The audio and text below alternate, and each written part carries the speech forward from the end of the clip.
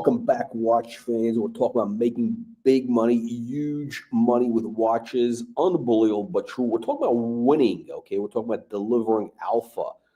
Do you know what that means, all right? Listen, we make some jokes on this channel, but you know what's not a joke? I'll tell you what's not a joke. What's not a joke is we have been 100% right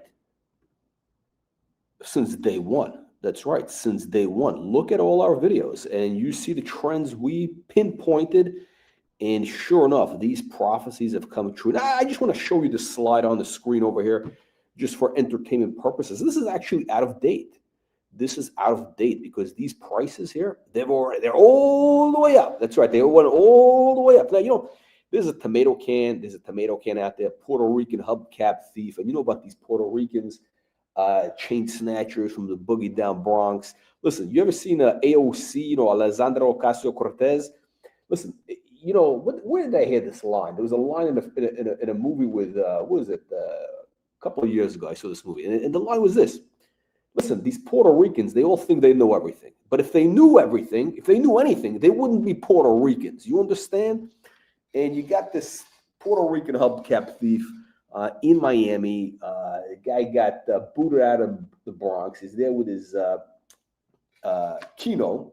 This guy's sex trafficking, poor sweet kid Kino.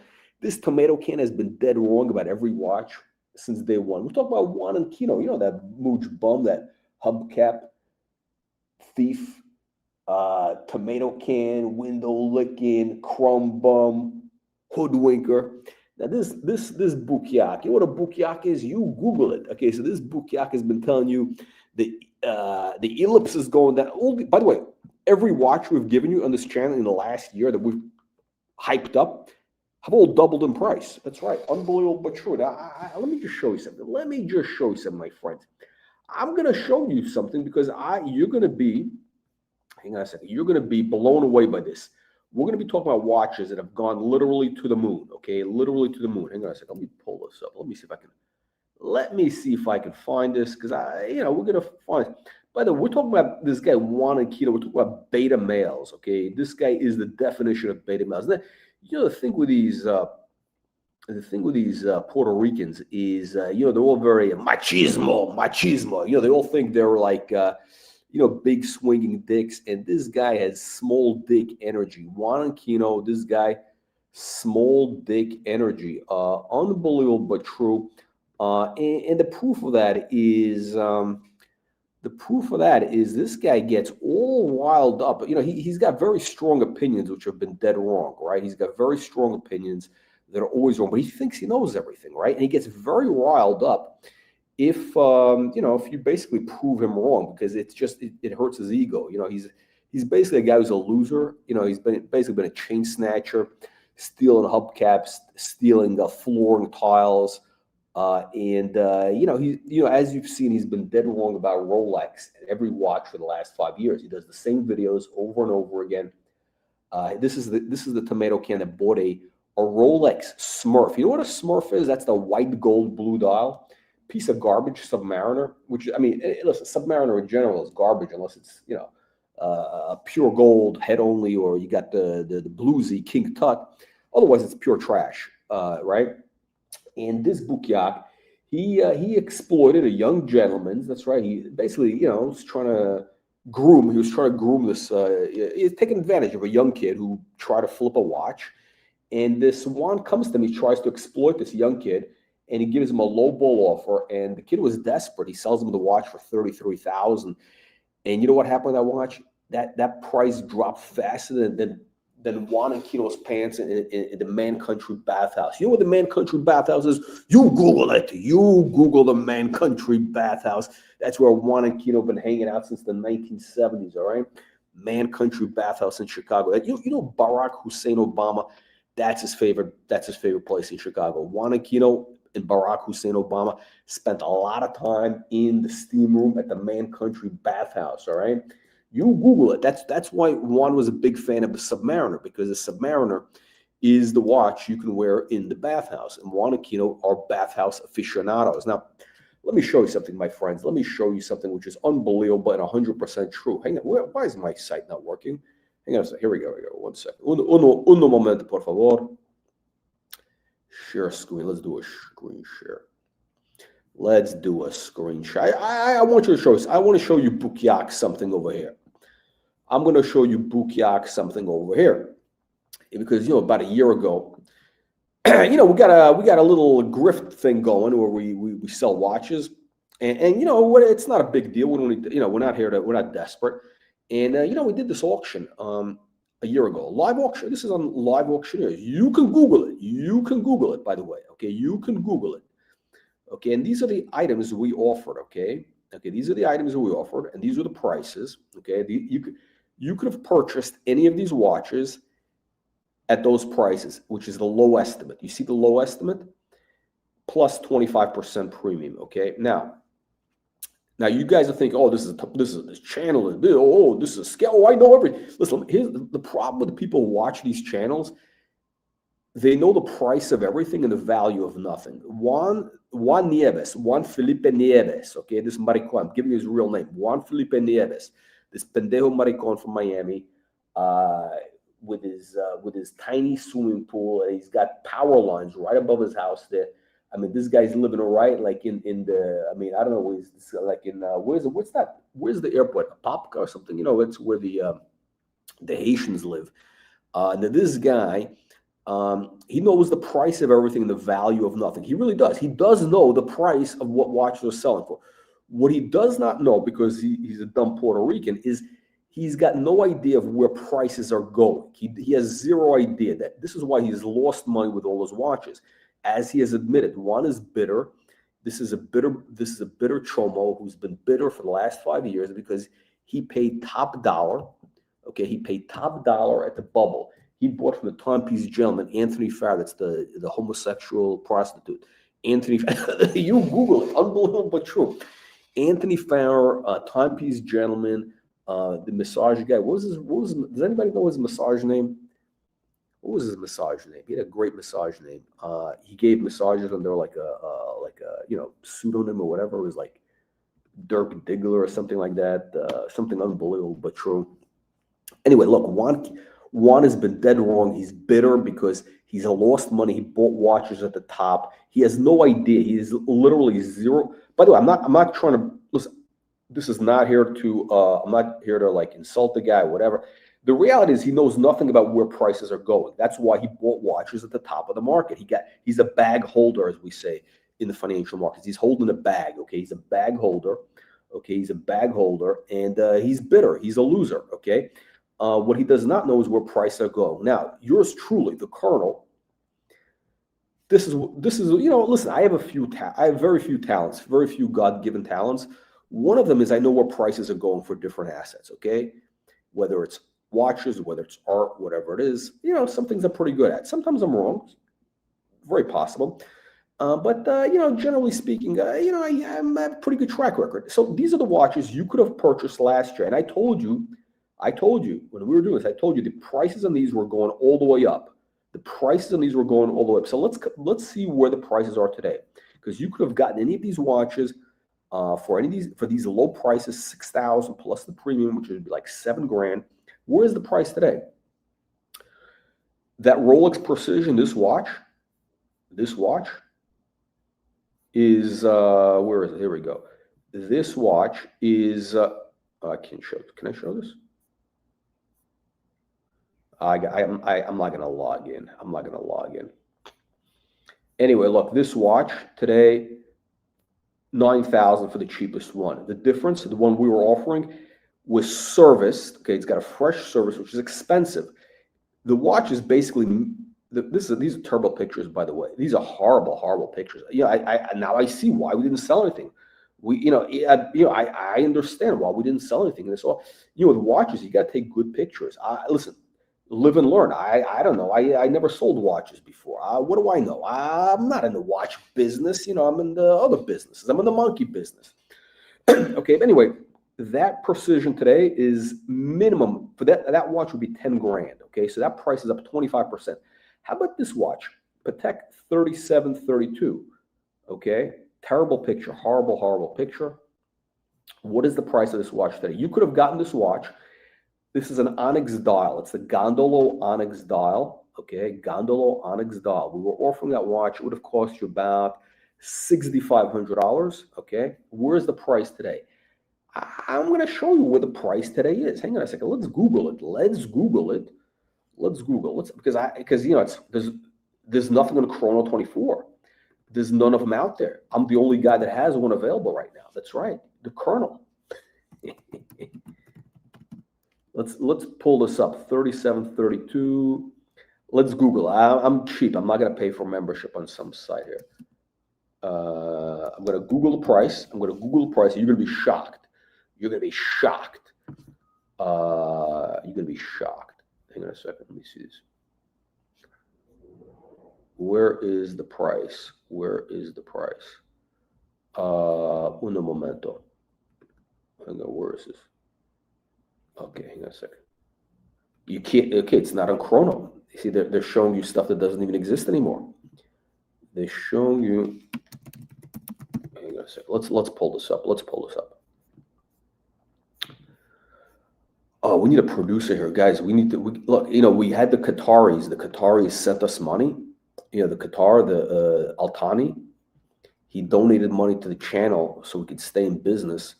But you know, the money's gone already. It's expensive to run things. So we need a producer. We can't pay the producer because, you know, it's hard. It's hard out there. Shit, where's this coming up? Okay, I can't pull this up because it's not showing up. Hang on a second. 20 grand, basically 20 grand. That's where the price is today. $20,000. Okay, $20,000. Okay, I can't get in here. Okay, 20 grand basically. Okay, that watch, they're going for about 20 grand. That's right. That's right. The Gondolo. Okay, 3732 onyx dial. Okay. Now, am I going to sell this watch for 20 grand? You could have bought it last year for, you know, $6,500 about. You could have bought this watch for $6,500. It would have been in your pocket for $6,500.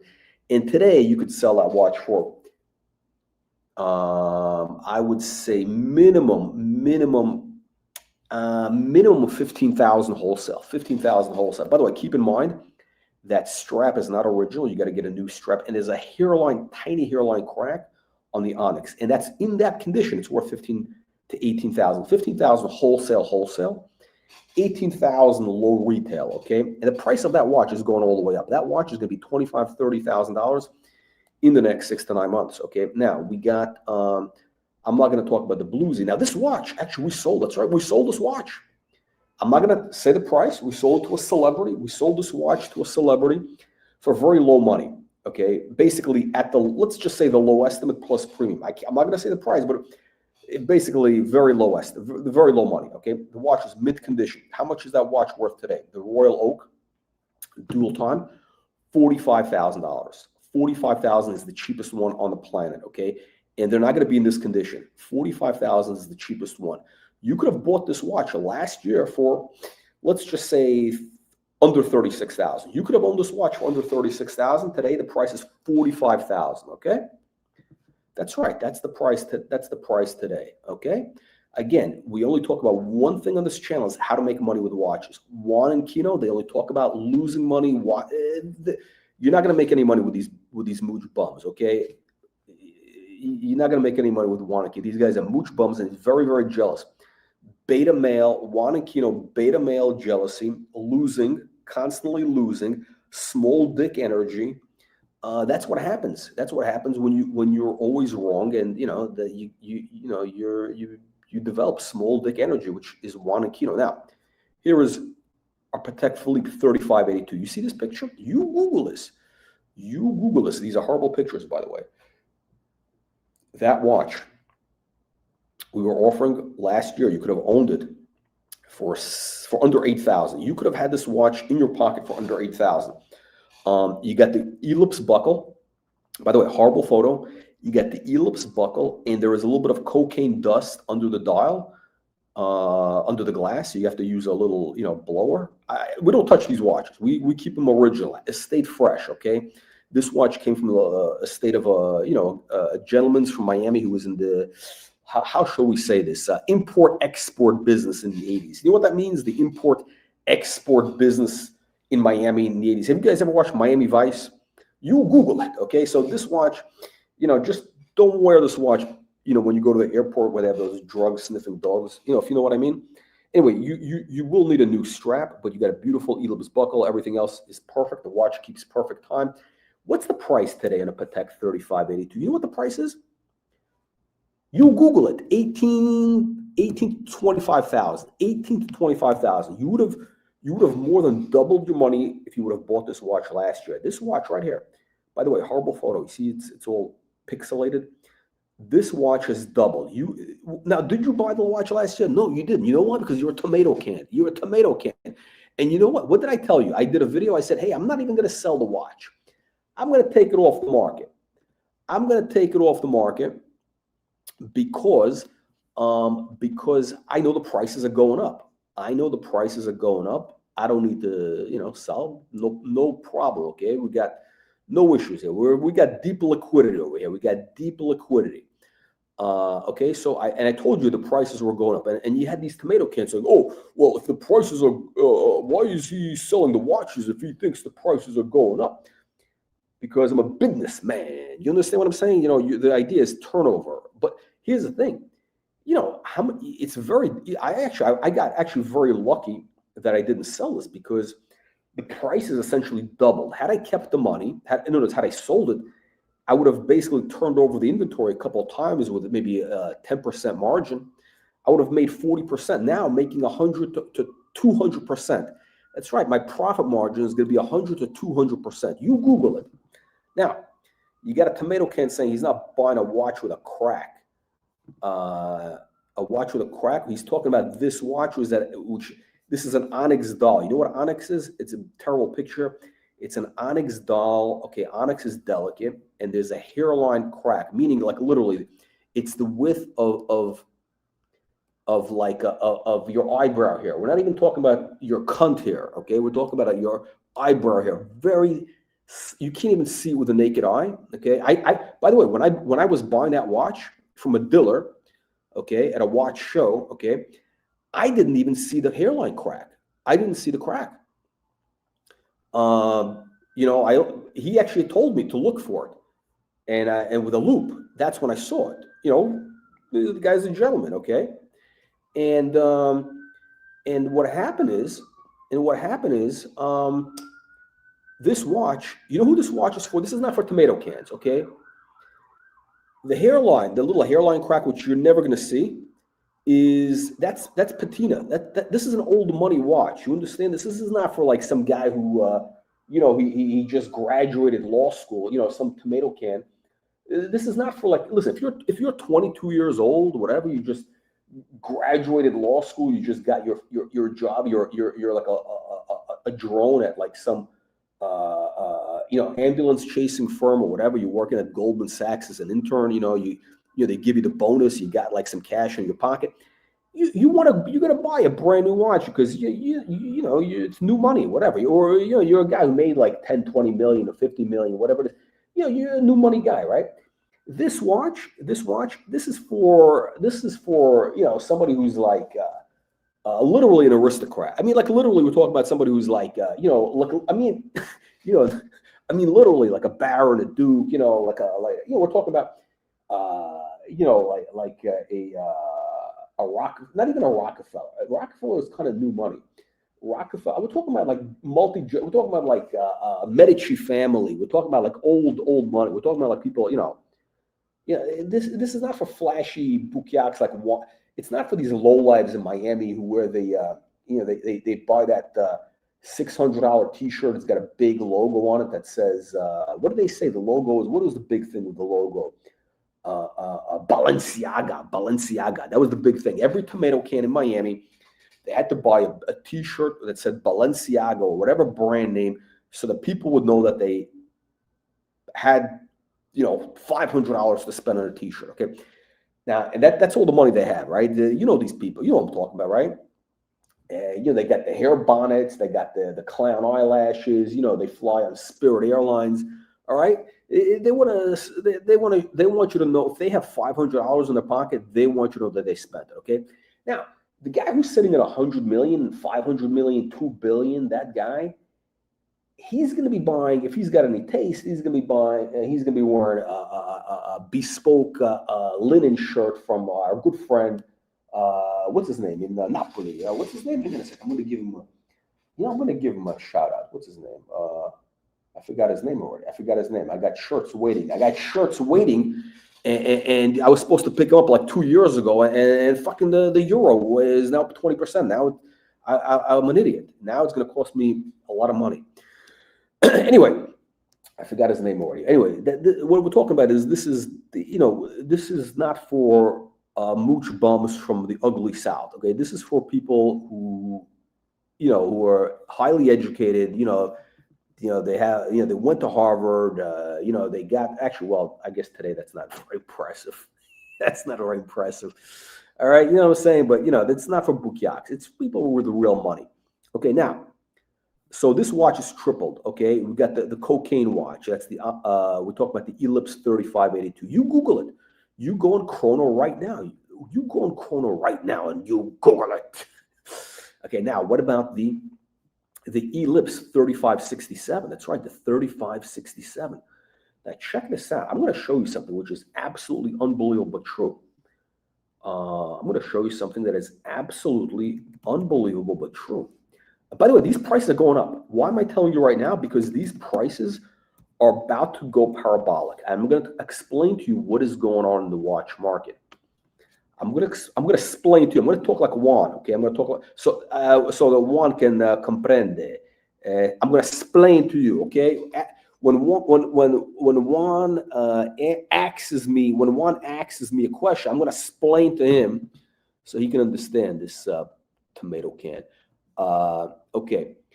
Patek 3567, the watch we were offering for how much you could have bought the watch for, let's call it around $6,500, right? In your pocket.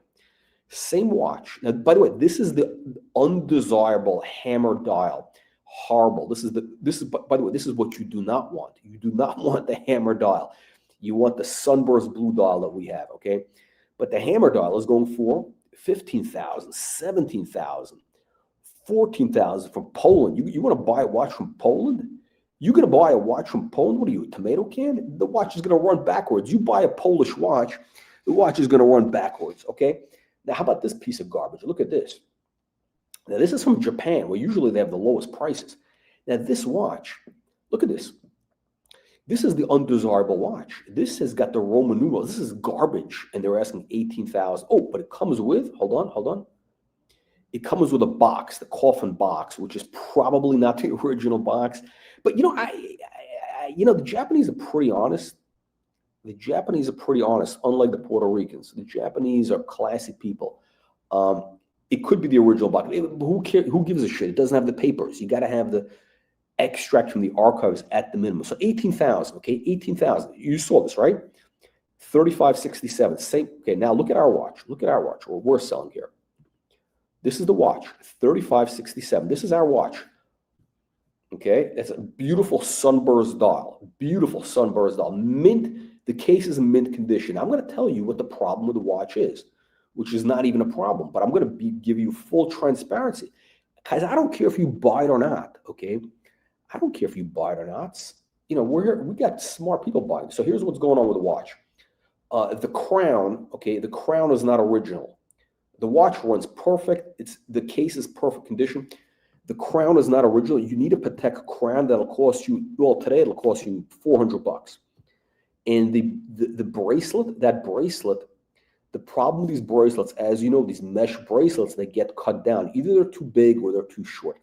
This one was cut down, and it's short. It's going to fit like a 6 1/4 or 6.5 inch wrist. I think 6 1/4. I forgot what. But I can wear the watch. Okay. In other words, if you can wear like a Rolex on a strap on a second thing, you could probably do it. I like my watches a little bit loose, so but it's fine. It'll fit. But you need a smaller wrist. You can't wear this with a 6 3/4 inch wrist. That's not going to work. You got to have like 6.5, 6 1/4 inch wrist. Okay. But in this condition, this watch today is worth, I would say, we could sell this today for minimum 15,000 minimum. Okay, that's wholesale. Tomorrow I can wholesale this for 15 grand. Okay, you tomato cans, you bukyaks. Now, what else do we have? What else do we have? You know what we got? We got this. We got the Piaget dual time Asprey. You know what Asprey is? You guys don't even know what Asprey is. You know who doesn't know what Asprey is? Oh yeah, we were giving these away for free. We were giving this away for free. We gave the watch away for free. And you listen, here's the problem. The problem is when you give stuff for free, people they don't appreciate it. They don't appreciate it. And they come back 2 years later and say, hey man, do you still have it available? You still have it available?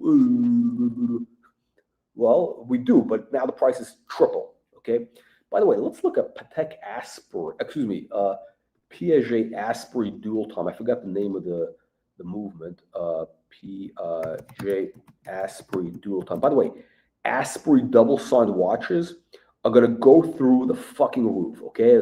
I don't want to use bad language because it's a family channel and we got the Qataris, sponsoring this channel, but they're going to go through the roof, okay? They're going to go through the roof. Why? You Google it, okay? Now, you got one over here. You got a tomato can who's selling one for $15,000, a guy on eBay. Some tomato can on eBay, some bukyak in San Fernando, California. Porn Valley. San Fernando is Porn Valley. Now, he's asking $15,000. Is that a good deal? Oh, yeah. It's cheaper than what we have. But here's the problem. Look at this condition. Look at that condition. It's got the dial. The numbers are all gone. Look at this. Look what happened with this watch. Look, there was a leak. Somebody was wearing this watch in a gay bathhouse, okay? We're talking about Juan Kino was probably wearing this watch at the Man Country bathhouse, in the steam room at the Man Country bathhouse, and you got this leak. This watch, you couldn't give this a watch away. And this guy's asking $15,000, okay? And by the way, that is, if it was in good condition, that'll be a great price, but it's not. It's got damage. It's got bukyak damage. It's got literally jism damage. Jism. You know what jism is? You Google it. You Googled the jizz. Okay, let's see who else is selling. Oh, look at this. This guy, Boulang. Oh, okay, this is in good condition. How much was he selling his watch for? I think it was in the 20,000 of. Look at, he takes good pictures. These Germans, they know how to take good. Listen, the one thing you could tell you about the Germans, they take good pictures. Accuracy, I mean, this is what you expect. And that's what you get. You got two movements in the back. You Google this. You got two movements in the back. Okay? Two movements in the back. And by the way, this watch, look at this. It's got damage. It's got a little bit of damage. Our watch is mint condition. You could eat off the watch. Now, hang on a second. Gold fingers. Look at them. Fugazi. Okay, look at this. You got this guy. 24,000. Okay, he's selling this for 24,000. What does he got? This tomato can. Let me see what he's selling here. What is he selling? Comic books? By the way, nice pictures. See, these guys these guys are professionals. I'm not a professional. I'm just a grifter. What does that song go? Yeah, I can guarantee you the watch that we have is in better condition. Who's this guy? Goldfinger's Vintage. Where is this guy located? Where is this tomato can? Who is this bukyak? Some grandpa and son team. What is this? My grandpa. Welcome to Goldfingers. Who are these bukyaks? What are they doing here? Dylan. What kind of name is Dylan? What the hell kind of name is Dylan? Well, what kind of name? That's a last name. What kind of name is Dylan? Bukyaks. Guys wearing sunglasses indoors. Baseball cap indoors. Get the fuck out of here. Tomato cans. So these guys are trying to rip you off. They're trying to steal your children's lunchbox money for $25,000. Okay, and this watch probably got damage inside. No, okay, I'm kidding. It looks good. It's probably in good condition. Okay, now they're asking 25 G's. Okay, how much are we asking? Oh shit. Shit. What happened here? Oh, shit. Shit. I'm trying to do a whole thing here. I lost my thing. What happened? Where's my producer? We got to fire these people. I mean, we're paying them too much money right now. We're paying these people too much money. Let me tell you something. We're paying them too much money. Okay. Is this on the screen now? Okay. We're talking about, this is it. Okay. These Bukiak are selling the same watch.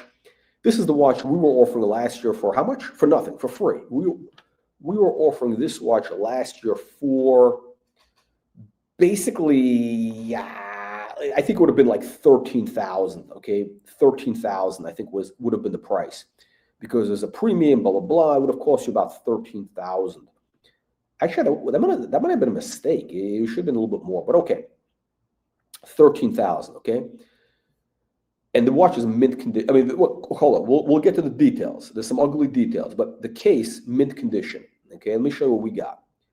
Now, we don't take the pictures as good as Goldfinger. Okay, the Goldfinger picture, he takes better pictures. Okay, I think what happens on the live auctioneer site, they get pixelated. Things get pixelated. Okay, and I don't know. It is what it is. I don't know how to explain it, but you know, we got good pictures of the watch. It's whatever. Anyway, today this watch is 25 grand. This watch is going to be $35,000, $45,000. Okay, in 18 months. Why? Asprey. You guys don't know Asprey because you're tomato cans. But you heard of Tiffany. You know Tiffany. Oh, we got the Duke. We got the Duke in the house. The Duke knows Asprey. The Duke knows Asprey. The Duke is an aristocrat. Okay. Asprey is the most prestigious brand, retail brand in the world. Okay, it's the most prestigious brand in the world. Asprey. Juan Kino does know Asprey. Juan Kino, they wouldn't let that guy. They wouldn't let that guy in the street. They wouldn't let, if they see this guy walking on Bond Street, they call the well, you know, London is sadly the policing has gone downhill, and they're not even armed. Okay, they're not even armed, so that's why you got all this crime out there. But they basically, listen, they take care of this guy. They'd throw this guy down into the sewer. They'd throw this guy down a sewer hole. Okay, they wouldn't let this guy in. Juan and Kino, they wouldn't know Asprey. These guys, listen. Juan drives a BMW 3 Series, a leased BMW 3 Series. Okay, he drives a leased BMW 3 Series. He's got power lines above his pool, which means this is this tomato can in Miami. He's risking his family's health, okay, to have a power line, okay, above his pool, okay, the spreading cancer. That's not a joke, by the way. You don't want to live under a power line, okay? This guy is under a power line. He's got cheap vinyl floors. He claims to be in the stone business. He claims to be in the marble business, stone flooring business.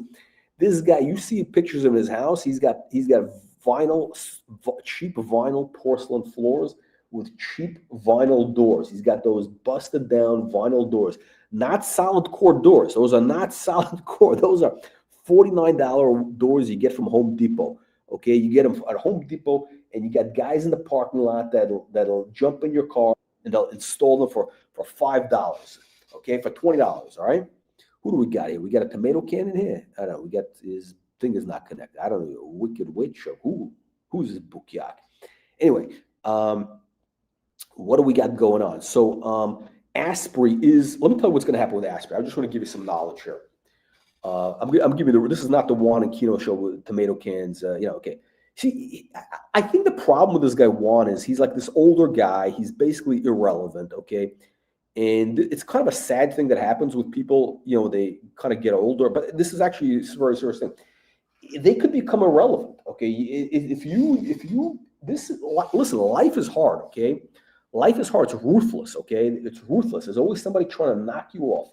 You get to the top, somebody's always trying to knock you off. Okay. Whenever, I get to the top, there's always somebody coming after me. Okay. There's always, I got haters. In everything I've ever done, I've always had haters. I mean, I got haters right now on social. I got Juan and Kino haters. I got haters on TikTok. On my main channel, I got a bunch of haters. I got I have so many. I got a list of haters that's like a mile long, literally. I got haters filing complaints. I got haters making videos about me. I get, listen, when you have that many haters, it means you're doing something right. it means you're doing something right. Otherwise, you wouldn't have haters, okay? But what happens is sometimes people, they get older and they just become irrelevant. They just like, they retire for a while. They just lose momentum and that's it. They're gone. And they want to and they think they know stuff and they want to kind of spread knowledge because they think they've learned lessons in life, which is true, by the way. Older people, you get wisdom with age. You do get wisdom with age, okay? There's no way this guy Juan is like 70 years old, and there's no way that you can have the life experience that one has, if you're 25, if you're 30, 40, there's something that happens with age, just different experiences, right? The problem is he's a tomato can. He thinks he knows stuff, but he does. He's basically a retard, okay? It's the truth. He doesn't know anything about Asprey. What I can tell you about Asprey is this. You see what's going on with Tiffany dolls. Tiffany dolls are selling for 3 times, 4 times retail. All the tomato cans are going crazy for Tiffany. You Google Patek Tiffany doll. You Google Rolex Tiffany doll. But you know what? Tiffany is it's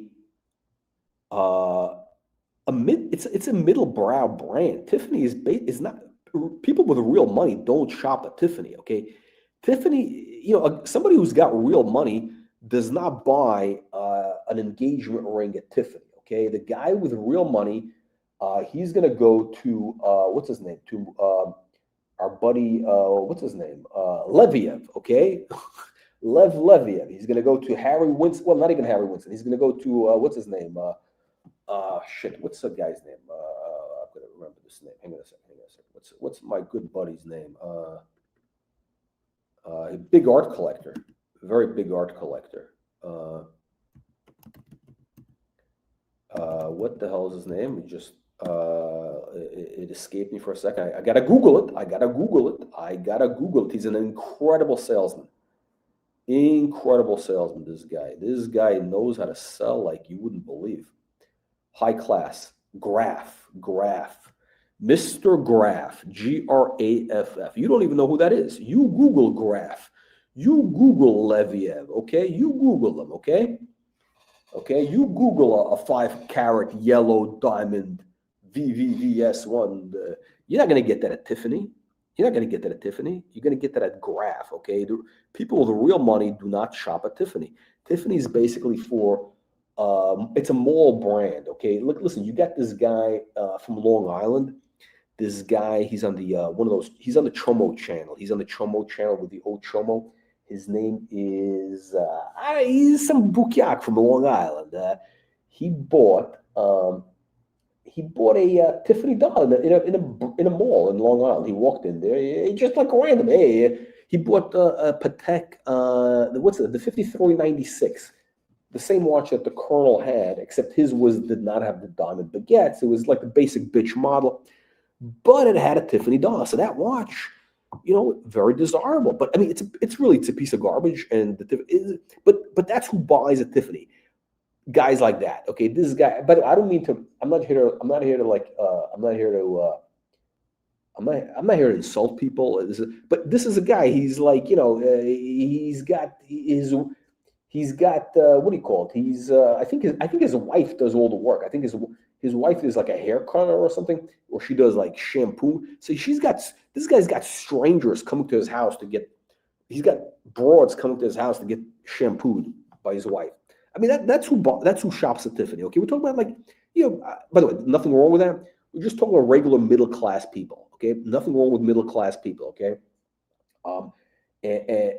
listen, I came to this country with $200. It wasn't me. It was my mother and me and my grandmother. Okay, I came with nothing. Lower middle, not even middle class. Okay, I'm not here to knock people's station life, but I'm not here to. I don't want to be a middle class. I don't want to be. I want to be. I don't want to deal with tomato cans. I can't fly in a tube full of demons. This is why I'm working hard so I can fly private. You understand? Because the demons, you get into a flight from, you get into Spirit Airlines. You guys ever flown? You guys ever flown on Spirit? I have flown on Spirit once. Let me tell you, that was an experience. The type of demographic that's on Spirit Airlines, we're talking about basically all of Juan and Kino's relatives, okay? You get on a flight from, let's say, I made the mistake. It was a flight. I think was it from LA to Miami or Vegas to Miami? But it was to Miami, okay? And you're talking about basically Juan Kino's relatives and what do you call it? And a lot of how shall we say, people who like to eat watermelon, okay? People who love eating watermelon, all right? All of God's children, but you know, it's we got a donation. Look at this. We got finally we got a donation. We got a super chat, $9.99. We're finally able to pay the bill. This guy, listen, you know, we got the Altani family from Qatar supporting this channel. We got the Qatar. We're now part of the Qatar media syndicate. Now we got the Ugly South. So what are we talking about? We're talking about Asprey. Okay, Asprey. Speaking of Qatar, I think Qatar bought Asprey. Hang on a second. Who owns Asprey? You Google this. I'm going to Google who owns Asprey. I know it's the Arabs. The Arabs own Asprey. But I think is it the Qataris?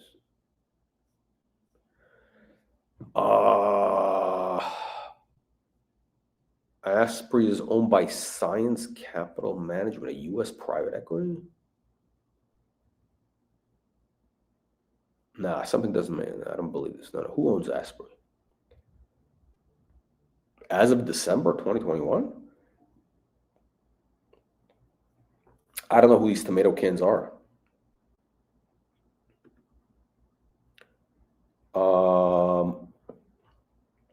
I don't know, but the Qataris own it. That's why we're fans of Asprey. Okay, anything that the Qataris like, we're fans of. Okay, because the Qataris have donated to this channel, so we're Team Qatar. Okay, we are Team Qatar.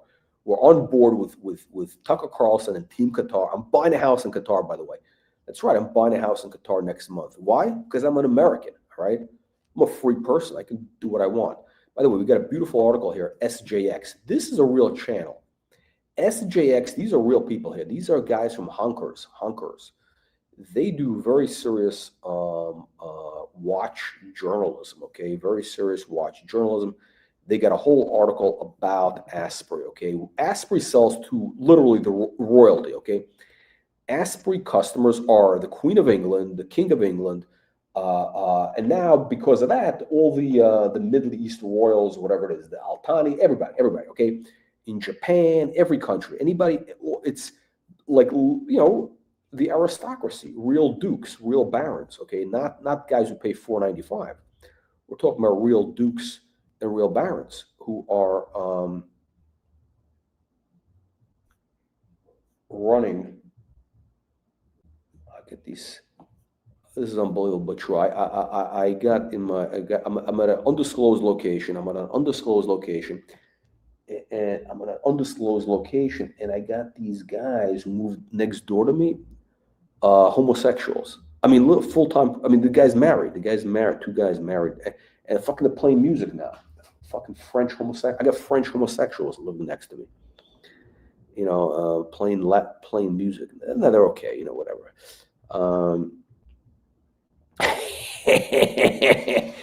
That's right. That's where we are right now. Unbelievable, but true. Got the music here. Let's go to this. Are we talking about Asprey? Yeah, we're talking about Asprey. So Asprey is going all the way up. Okay. By the way, so this auction is going to be going live in 2 weeks. We're going to be relisting these items. I want to show you guys something here. I want to show you something because listen, we're going to give you some. I'm in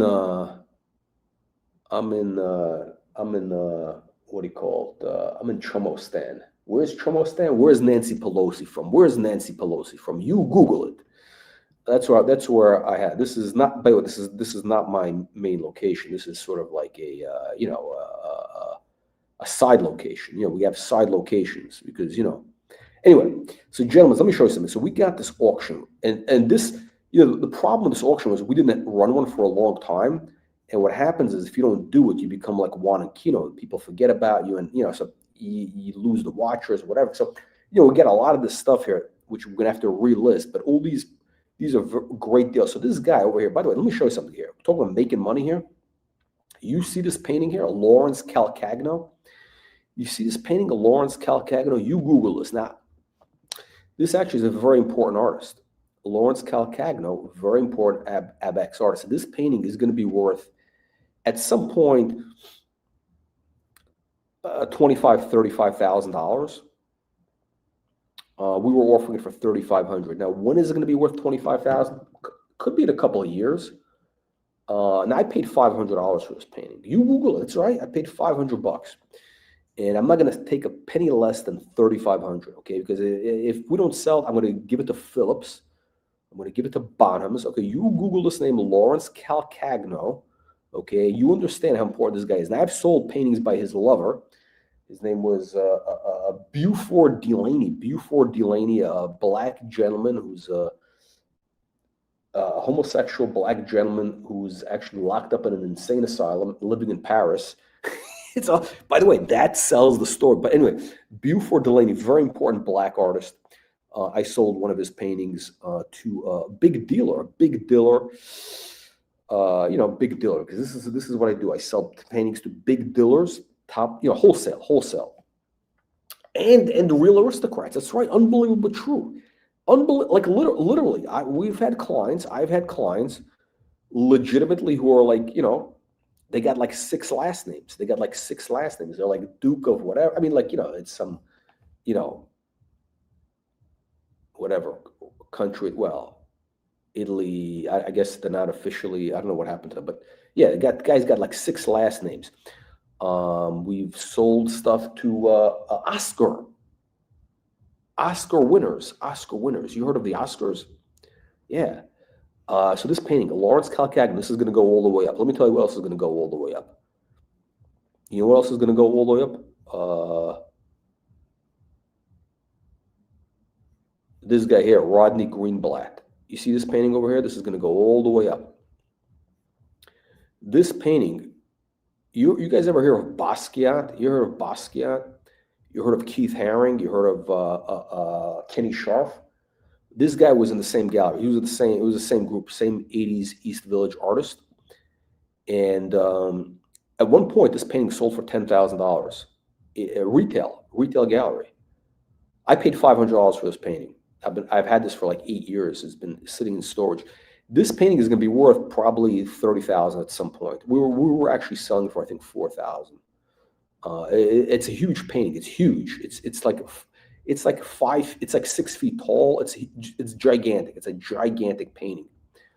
We got Andy Warhol. We got Andy Warhol painting here. Okay, original drawing by Andy Warhol. You heard of Andy Warhol, right? This is an original graphite drawing. We got with a letter from the estate. That's right. This came direct from the estate of Andy Warhol. He did this with his own hand, unlike all his other paintings. This thing is going to be worth at one point $500,000. That's my target on Andy Warhol gems. This, by the way, this was made for, he did a series of silk screens for a gem dealer in New York in the 70s as, I don't know, he was trying to make some extra money. And this is the original, okay, this is the original drawing that he based the silk screens on, okay? And what does that mean? That means this is the original. The other stuff was done by, like, Chinamen, okay?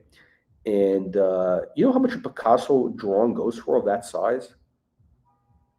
600, 800,000. Okay. 600 to 800,000 for a Picasso drawing. And how much does a Picasso painting versus Andy Warhol go for? A top painting is going to be 50 million plus, right? And guess what? Okay, so their paintings are going for the same money. So I'm going to give you the arbitrage opportunity. We're giving you the arbitrage opportunity. Okay, the arbitrage opportunity is this. Here is the arbitrage opportunity. Okay, you see this? These are the actual silk screens, which are not that good. I don't think they're that good. Oh, Kostabi. The Kostabi. I was actually going to do business with Kostabi. He's a very difficult guy. He's a very smart guy. Very difficult. I would, frankly, if I could get a Kostabi painting you know, at wholesale, at whatever, I would be buying Kostabi. He's not an important artist in any way or anything. He's basically, but he's a collectible guy. The Italians love him. The Italians love Kostabi. Like the trashy, I'm talking about the trashy Italians. It's kind of that Euro trash vibe. You know, like Uncle Curly. It's like Uncle Curly's relatives, like in Milan or like, you know, or maybe Roma, not Sicilia. You know, actually, I sold some Sicilian artists. I sold a guy from what's the place called? I forgot the name of the place. Not Messina. It was some little town. Anyway, so let me show you something. You see this? Okay, you see this? Okay, you see this? Okay, that's the silk screen. Okay, that's a silk screen, and the price is 30 to 40. Okay, this is bullshit. This means nothing. This is just random bullshit. Okay. Oh no, excuse me. Oh, it sold for 30,000. Oh, it sold for 30,000 5 years ago. A print. Okay, this is a print, meaning they made, how many did they make? They made 20 of these. This wasn't even done by Warhol. This was done by, like, you know, a tomato can in his studio. Okay. Now, okay, you understand where you see where I'm going? This is basically a reproduction. $45,000. Okay. Now, where's my thing here? What I'm showing you over here, where's my thing here? Let me show you the grift. Curly can appreciate this grift. Okay, I'm giving you the original. Okay, this is the original. This is done by Andy Warhol's hand. Okay, his hand did this. Okay, by the way, it's a big piece. It's not small. It's a big piece. It's a horrible picture. This is a terrible picture.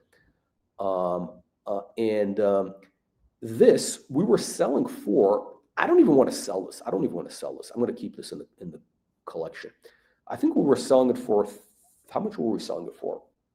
40 to 60,000. 40 to 60. So basically 50 grand. I'm selling this for 50 grand. Okay. You give me a check for 50,000. This could be yours today. Okay. You give me a check for 50,000. This will be yours. Or you could buy a print and you could be a tomato can. You could buy this, which is a print. It's 1 of 20, not done by the artist. So where am I going? If Warhol drawing is 600,000, excuse me, if Picasso drawing is 600,000, the Warhol drawing should be 600,000. Why do I say that? Because their paintings are selling for the same price. A good Warhol is, you know, it could be 10 million plus. A good Picasso is going to be 10 million. You're talking about 25 million plus for a good Warhol or a good Picasso, okay? We'll give you, that's right. This print is made by Chinamen, literally Chinamen. Actually, no, he didn't. No, it was actually made by a guy named, who was the guy? He had a couple of guys do it. He didn't do any of this work. These prints are done by, like, assistants, guys who are smoking crack, you know, low lives, okay? So where am I going? If the Warhol, follow the logic, if a Warhol painting and a Picasso painting are both 20 million, they both sell for, and a Picasso drawing is 600,000, what does it mean? It means a Warhol drawing should also be 600,000. So that Warhol drawing could have a 10x upside. That's right, 10x. You could make 10 times your money with this in the next probably 10 years. Now, you're going to say, oh, this guy's full of shit. He's a liar. He's a tomato can, blah, blah, blah. Well, guess what? I've told people, I've sold paintings that we said were going to be 10 times more, and guess what happened? They went all the way up. They went up to 10x. That's right. They went up to 10x. They went up to 10x. We're talking about, I'm going to show you. You don't believe me? I'm going to Google it for you. I'm not here to blow smoke in your culo like Juan Kino. Hang on a second. I'm going to show you something unbelievable. I'm going to show you something. We're going to be talking about our good friend Manusher Yektai. My Koskesh Manusher Yektai. I was the #1 dealer of Iranian modern art for a period of time. Yeah, unbelievable, but true. Yours truly, the Colonel was, I sold more Iranian modern art than probably anybody in the USA for sure in this certain period. But which, by the way, very hot. Very, very hot. Let me see if I can find this. Let me see if I can find a picture. Oh, look at this. Look at this. Okay. Oh, look at this. I'm looking up old records of what I sold. Old records of what I sold. Okay, look at this. Manusheri Yektai. Is this my painting? Oh yeah, it's my painting. Yeah. This is my painting. Check this out, bitches. Check it out. I sold this painting. You see this painting? You Google this painting, okay? Manusheri Yektai. I sold this painting for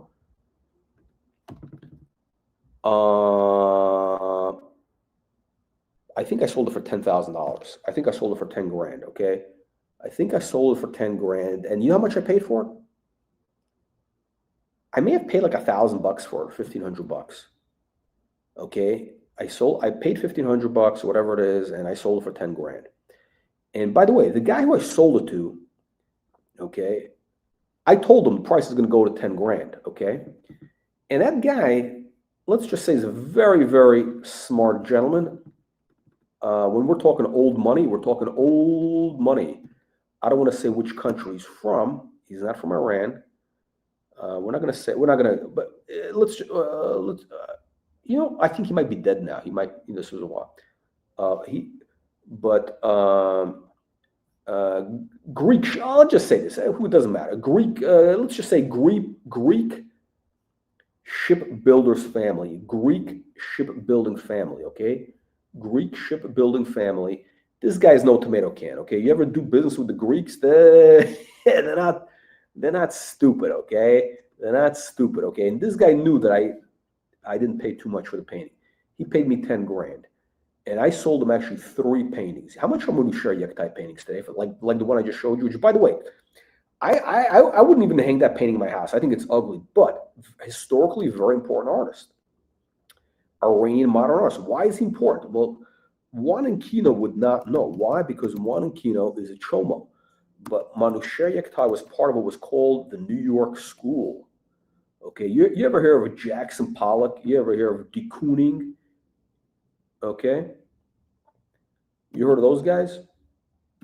They go for millions of dollars. Well, Manusheri Yektai was part of that early group, and he's the only Iranian. He's basically a French Iranian. What does that mean? Historically, extremely, extremely important. Why? Middle East art has been going through the moon, to the moon. Okay. Shit, my subscription ran out. I can't even pull this up. But look at this, Manusheri Yektai. How much is a Manusheri Yektai going for at Christie's? Estimate 10 to 15,000. Price realized 47,000. This is 2 years ago. 47,000. How big is this painting? Tiny. This is smaller than Juan's pinga. This painting is smaller than Juan's pinga. This painting is smaller than Juan's pinga that he puts in Kino's culo. This painting is tiny, 16 by 9 inches. You know how small that is? It's the size of your MacBook. Okay, it's the size of your MacBook. Okay, it sold for 50 grand. Okay, and I sold that painting for 10. But the Manusheri Yektai painting is going for 100 grand. That painting that I sold to this guy for 10 grand, 100 grand today, 100,000. Oh fuck, motherfucker. This now I feel stupid. Oh shit. Motherfucker. I think one just sold for $1 million. Oh shit. This is the worst part.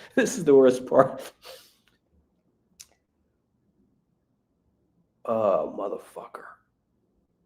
I sold some of these paintings. Oh shit. Oh, I gotta log. I don't want to log in. I don't want to log into this because I'm going to see, you know, I knew that we're going to go up, but, you know, I needed to pay my rent. I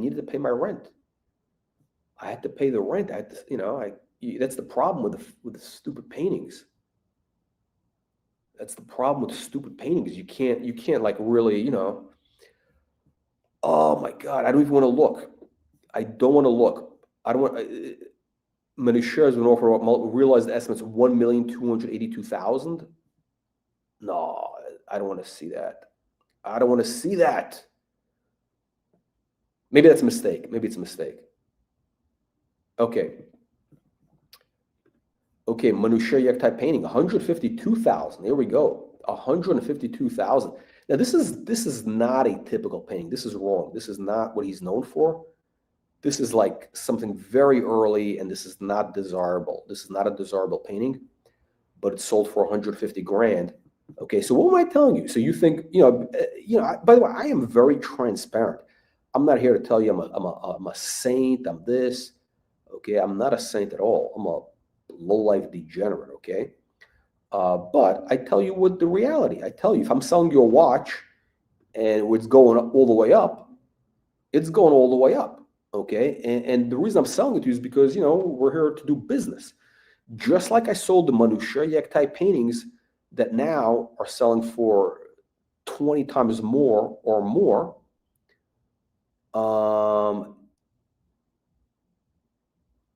Same thing here. I don't want to see this. I don't want to see this. This is like, I'm going to get nauseous. I'm going to get nauseous if this thing sold for $1 million.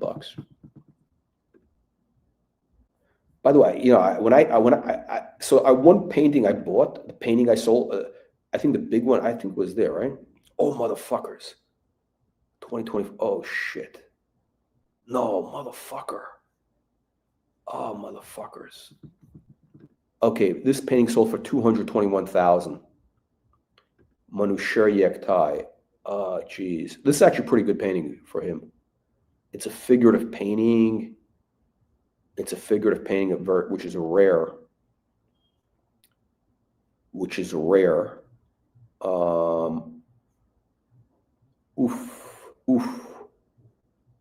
Wow, star lot. That's a star lot. Okay, the Colonel was selling star lots. Okay, three times the low estimate. Wow. This painting, by the way, I would have paid $3,000 for this 10 years ago. 3,000, 5,000 maximum. 200,000 and going all the way up. Wow. You know what? Maybe I should. Wow. Okay. Anyway, gentlemen, this is painful. This is painful. Do I know any good forgers? You know something interesting? So I was doing a lot of Middle Eastern art, right? Like I'm an expert on Middle Eastern modernism. Now, even though I'm not of that group, I'm not of that ethnicity. Well, I'm Semitic. I'm a Semite, but I'm not in the Arab Semite group. Anyway, speaking of Semites, I had this pen here, Salua Rauda Shuker. You know who that is? You Google Salua Rauda Shuker. Okay, very important Lebanese painter. Okay, I got these paintings. Okay, and the guy from Christie's Dubai calls me up and says, "Look, I want to take it for auction coming up. I'll give you a $50,000 low reserve." I was like, "Shit, you got it." Next thing you know, something happens, blah, blah, blah, blah, blah. By the way, the guy at Christie's Dubai, he's an expert on Arab modern art, okay? Middle Eastern modern art. He's an expert, even more than I am, okay? He wanted to put a $50,000 estimate. All of a sudden, I get an email from some tomato can from Lebanon, okay? One of these some hoe from Hezbollah, who claims that she's the daughter of Salou Raoudo Shuker, and this painting is a Fugazi. Okay, that's what she's claiming. Now, the problem is this. Whenever you're selling these paintings, you got to have, a lot of times they want like a letter from the estate that it's this, the estate letter, which is always a Fugazi, okay? Especially when you're dealing with these Puerto Ricans, okay? Latin art is a minefield because all of Latin art, you got a bunch of Fugazis, you got literally a bunch of Juan Kinos, all think they know everything, and they don't. They all claim to be the expert, and there's like 3 experts for every artist. One guy says it's legit, the other guy is not. It's like a minefield, okay? It's all about paying off. You got to give them the pesos, okay? You got to stick the pesos in their culo to deal Latin modern art. Anyway, so we weren't able to sell the painting, but I am telling you, this is the real deal. How do I know? Fucking the Christie's Dubai expert says it's legit, okay? This painting was made 10 years before this lady was born, okay? This painting was done in Paris in the what is it, the 40s? Okay, this painting was done in Paris before this bitch was born, okay? 1951, okay? 1951, that's the painting, okay? That's our painting, 1951, okay? This painting is going to go all the way up. There you go, Puerto Rican art. Anyway, let me show you something. I'm going to show you something unbelievable true. Let me. Oh, this. Look. I'm looking at all the stuff we sold. We sold this guy Congdon. By the way, this actually was sold to a very. Let's just say this came from a very important collector. This is a very, very important. You're not going to understand this, but very important Italian family from Capri. You know what Capri is? Okay, that's, you Google Capri. Okay, we're talking about a noble family of Capri. Okay, now we're not talking about we're not talking about Napoli. Okay, we're talking about Capri. Okay, the double-sided painting. Very important painting, by the way. Very, very important painting. This is actually done. Not Naples. It's called Naples 1945. What is it about? It's actually kind of a sad painting. You see, it's a funeral carriage. It's a funeral carriage because you know why? The Americans bombed Napoli. That's right. The Americans bombed Naples. They killed like 40,000 people.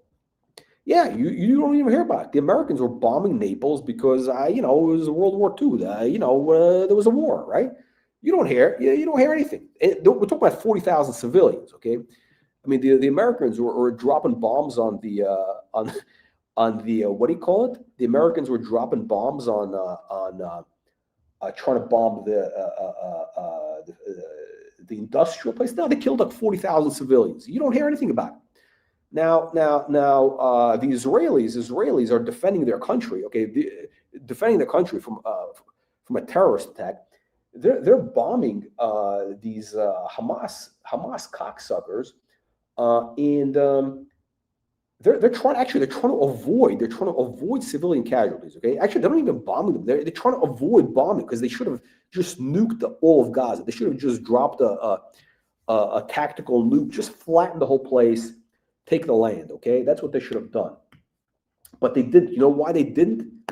AIPAC. That's right. The problem is when you take money from America. They get the money from America. From AIPAC. A couple of $1 billion, a couple pennies in aid. To basically spend money on U.S. arms.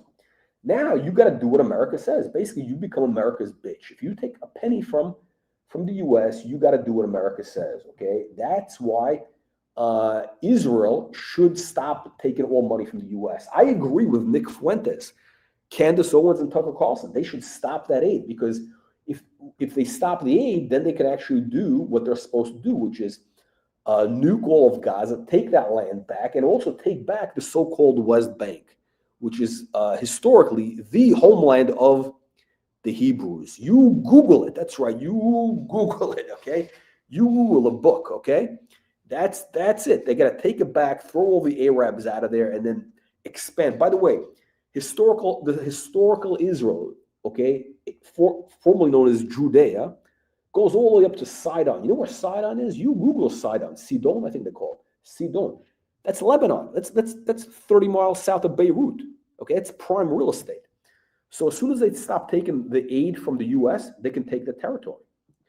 Otherwise, they got to be beholden. That's the problem. You got to be beholden. So I agree with Tucker Carlson.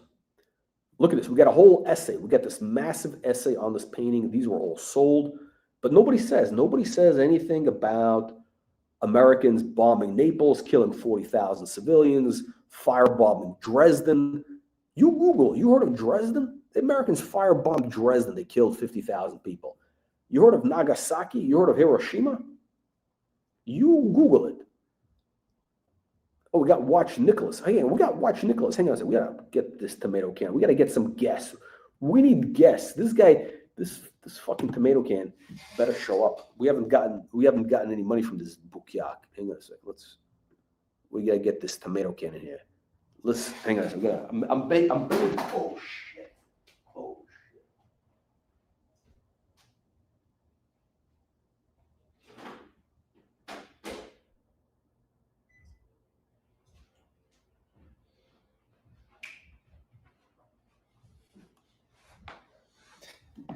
All right, Watch Nicholas is not coming on. This Bukyak is not coming on. Watch Nicholas is getting groomed. He's getting money from cougars. He's collecting money from cougars. He's collecting money from cougars. Multiple cougars. This guy's got the best gig in the whole watch grifter space. He's got multiple cougars and milfs sending him money. Now that's a good gig. I mean, this guy is a mooch bum. This guy's a mooch bum. He's got grift streams going all day, and he's got these cougars. He's got cougars and milf, literally cougars and milfs sending him money. He's a virtual gigolo. Guy's a virtual gigolo. Okay, look at this. Look at what we're selling here. We got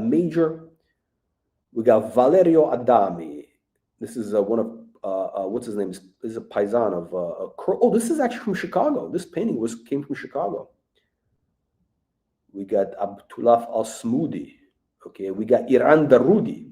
By the way, this painting is going to go all the way up. I'm telling you right now, we got this painting available. I'm telling you, this painting over here is going to go all the way to the moon. This painting will go all the way to the moon. Why? The Iranian art, okay, first of all, you got to understand something. Iranians are very smart people. I mean, they're very cultured people. The thing with the Iranian or all of Middle Eastern modern art, Indian modern art, that whole area, right? They weren't buying this stuff back in the day. This stuff from the 50s and 60s, the modernist stuff, they weren't buying it. Nobody was buying that stuff. It was too advanced for them. Today, they're all collecting it. And, they got money. They got a lot of money. They got a big museums here. Big, huge museums going up there, okay? This is a historically important painting. It's done by a female artist, okay? Women artists are on fire. That's right, women artists. You got to get into these trends. It's a woman artist. Her name is Iran Darudi. 1966, okay? 1966. And basically, she was a contemporary artist. And what you see here, you see this? It's a multiple. It's a multiple. It's kind of like it's the Andy Warhol thing going. It's got the whole Andy Warhol vibe, but it's some sort of like, I don't know, jihadi thing here or something. No, I think it says something like, I think it's something about like, I think it says, Allahumdillah.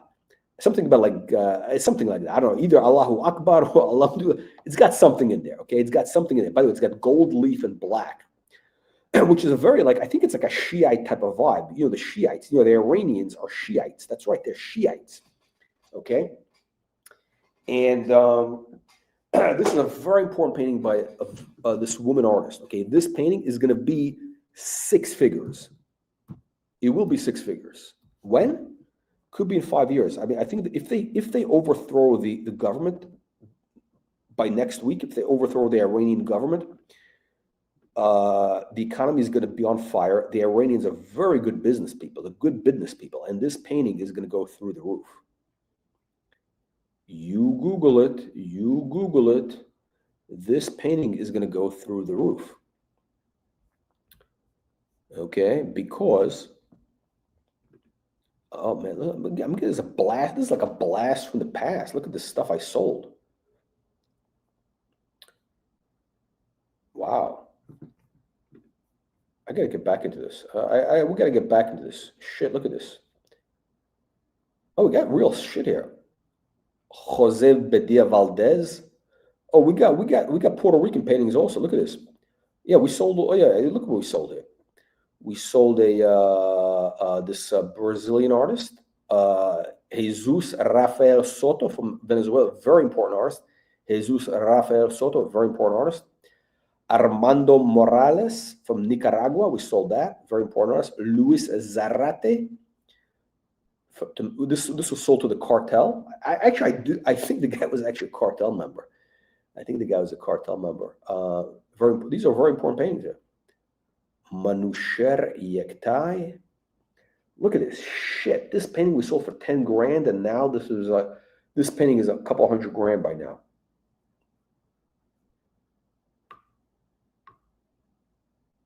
I'm annoyed now. I'm going to And we got a homoerotic painting. We got a homoerotic painting. Check this out. This is a guy taking off his pants. This is a guy taking off his pants. This guy's pants. This is Kino. This is, I think it's Watch Nicholas. By the way, this is actually legitimately a great painting. This guy Barry Clinton, who I assume was of the homosexual persuasion. Beautiful painting. This is actually, you have to see this painting. Actually, I had a lady came to my office to see the painting in Beverly Hills. She came there, to look at the painting. I think she had one, whatever. I don't know. Look what we got here. We got Carlos Bastos. Wow, look at this. We sold some good stuff. Good shit here. Murakami. Ausgang. We sold that. Look at that. Eugene Savage. We got, what do we got here? We got some German Renaissance stained window glass.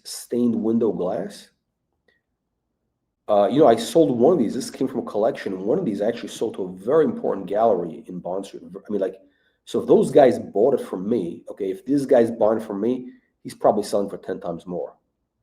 But hey, it is what it is. We got to move on. We got old master paintings. We got Renaissance paintings. Andrea del Sarto. You know who Andrea del Sarto is? You Google Andrea del Sarto. We got cougar streams. We got one cougar. Which cougar does this guy have? All right. Does Juan Kino have any old master paintings? No. Juan Kino's got cheap, dirty reproduction. Xerox things hanging on his wall. Juan Kino, he's got dirty, nasty vinyl prints that he stole from an old lady in Boca. The guy's a lowlife. He's a scumbag. He's a bukyak. Juan Kino doesn't have anything like this hanging in his walls. George de Espaillat. This is going to be a $250,000 painting in 10 years. Impressionist artist, kind of like a third-rate impressionist.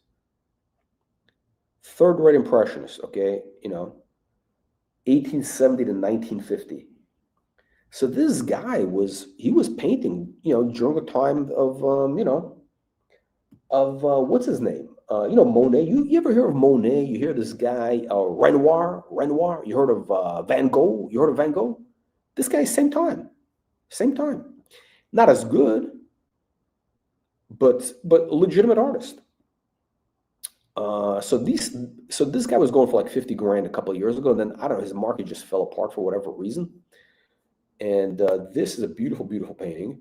And the price is going to increase when, I don't know, but it should. Even the third-rate impressionist paintings are going for like, 6 figures. Because look, the world, there's a lot of people on the planet. You got the Indians, you got the Chinamen. They all want to buy good art, okay? I sold paintings to guys in China, impressionist paintings to China. Why? Because they want to buy good art, okay? And prices are going all the way up. This painting I sold to a Catholic priest. Unbelievable true. This is an altarpiece. I sold it as a Flemish altarpiece, 1500s. You know who I sold this to? I sold this to, I think the guy who runs the church in Texas where George Bush goes, or his mother went to. A big church in Texas. Like an important church, like a big, I think it's Catholic. I don't know if he's Catholic or I'm not sure. I don't ask questions, guy writes a check. He takes the painting. But nice guy. We had a very interesting discussion, talking about Jesus and all that, We got this over here. Look at this. Unbelievable. We got Italian paintings. I mean, Curly, Watch Nicholas should buy this for Curly. Watch Nicholas should buy this for Curly. This is by Gabriele Carelli, Italian watercolor, 19th century. $500. Christmas present. 1883. This is Porto Nueve. Puerto Nueve. Where's Puerto Nueve? Oh, no, this is Algiers. Oh, yeah, this is Algiers. This isn't Algiers. You ever hear of Algeria? It's from Algeria. Now, why are we doing this here? What? I don't know why I'm doing this here. You know what I'm doing? I got to get back. We got to get back into the art business. I kind of dropped it to get into the monkey business. But we got to get back into that in a big way. I'm looking at this. Okay. Wow. I've left a lot of money on the table. I'm really annoyed. This is going to be very big. You ever hear of Andy Warhol? This is pop art. Female pop art from a woman, with like a vagina and everything. Very, very desirable. Women artists are on fire. Why? Because all the museums want to buy women artists because, it's the whole woke thing and everything. And there's very few women artists. And there's very few good. Here's the reality, okay? Not a lot of good women artists, okay? It's just not. I mean, the reality is, as the Shah of Iran said, as Shah Reza Pahlavi said, the reality is, women are not really good at anything. I mean, it's if you look around the world. I mean, what did he say? He said, "You can't even find me a good woman to cook." No, but here's the truth. Okay, this is the reality. It's just the way biological. The men are the best at most things in the, let's just say, in the world of making stuff. Okay, whatever. Even fashion. You ever see any good women fashion designers? No, they're all male. They're all usually gay guys who aren't even having sex with these women, right? You're talking about Karl Lagerfeld. You're talking about Valentino. You're talking about Giorgio Armani. You're talking about, you go down the whole list. Marc Jacobs. You got, the whole list. You go down the whole list. Not one woman. The last woman fashion designer was Coco Chanel, who's basically a man. She was basically a man in a woman's body. Anyway, this is a very important woman artist, Dorothy Grebenek. And this is actually a piece of carpet. It's a carpet. Very, very rare. This actually came from the collection of Alan Stone, who's a major art dealer. You ever hear of Alan Stone? You Google Alan Stone. Alan Stone. Is this the Duke? We got the Duke. The Duke is muted. Is the Duke muted? Duke, are you on mute?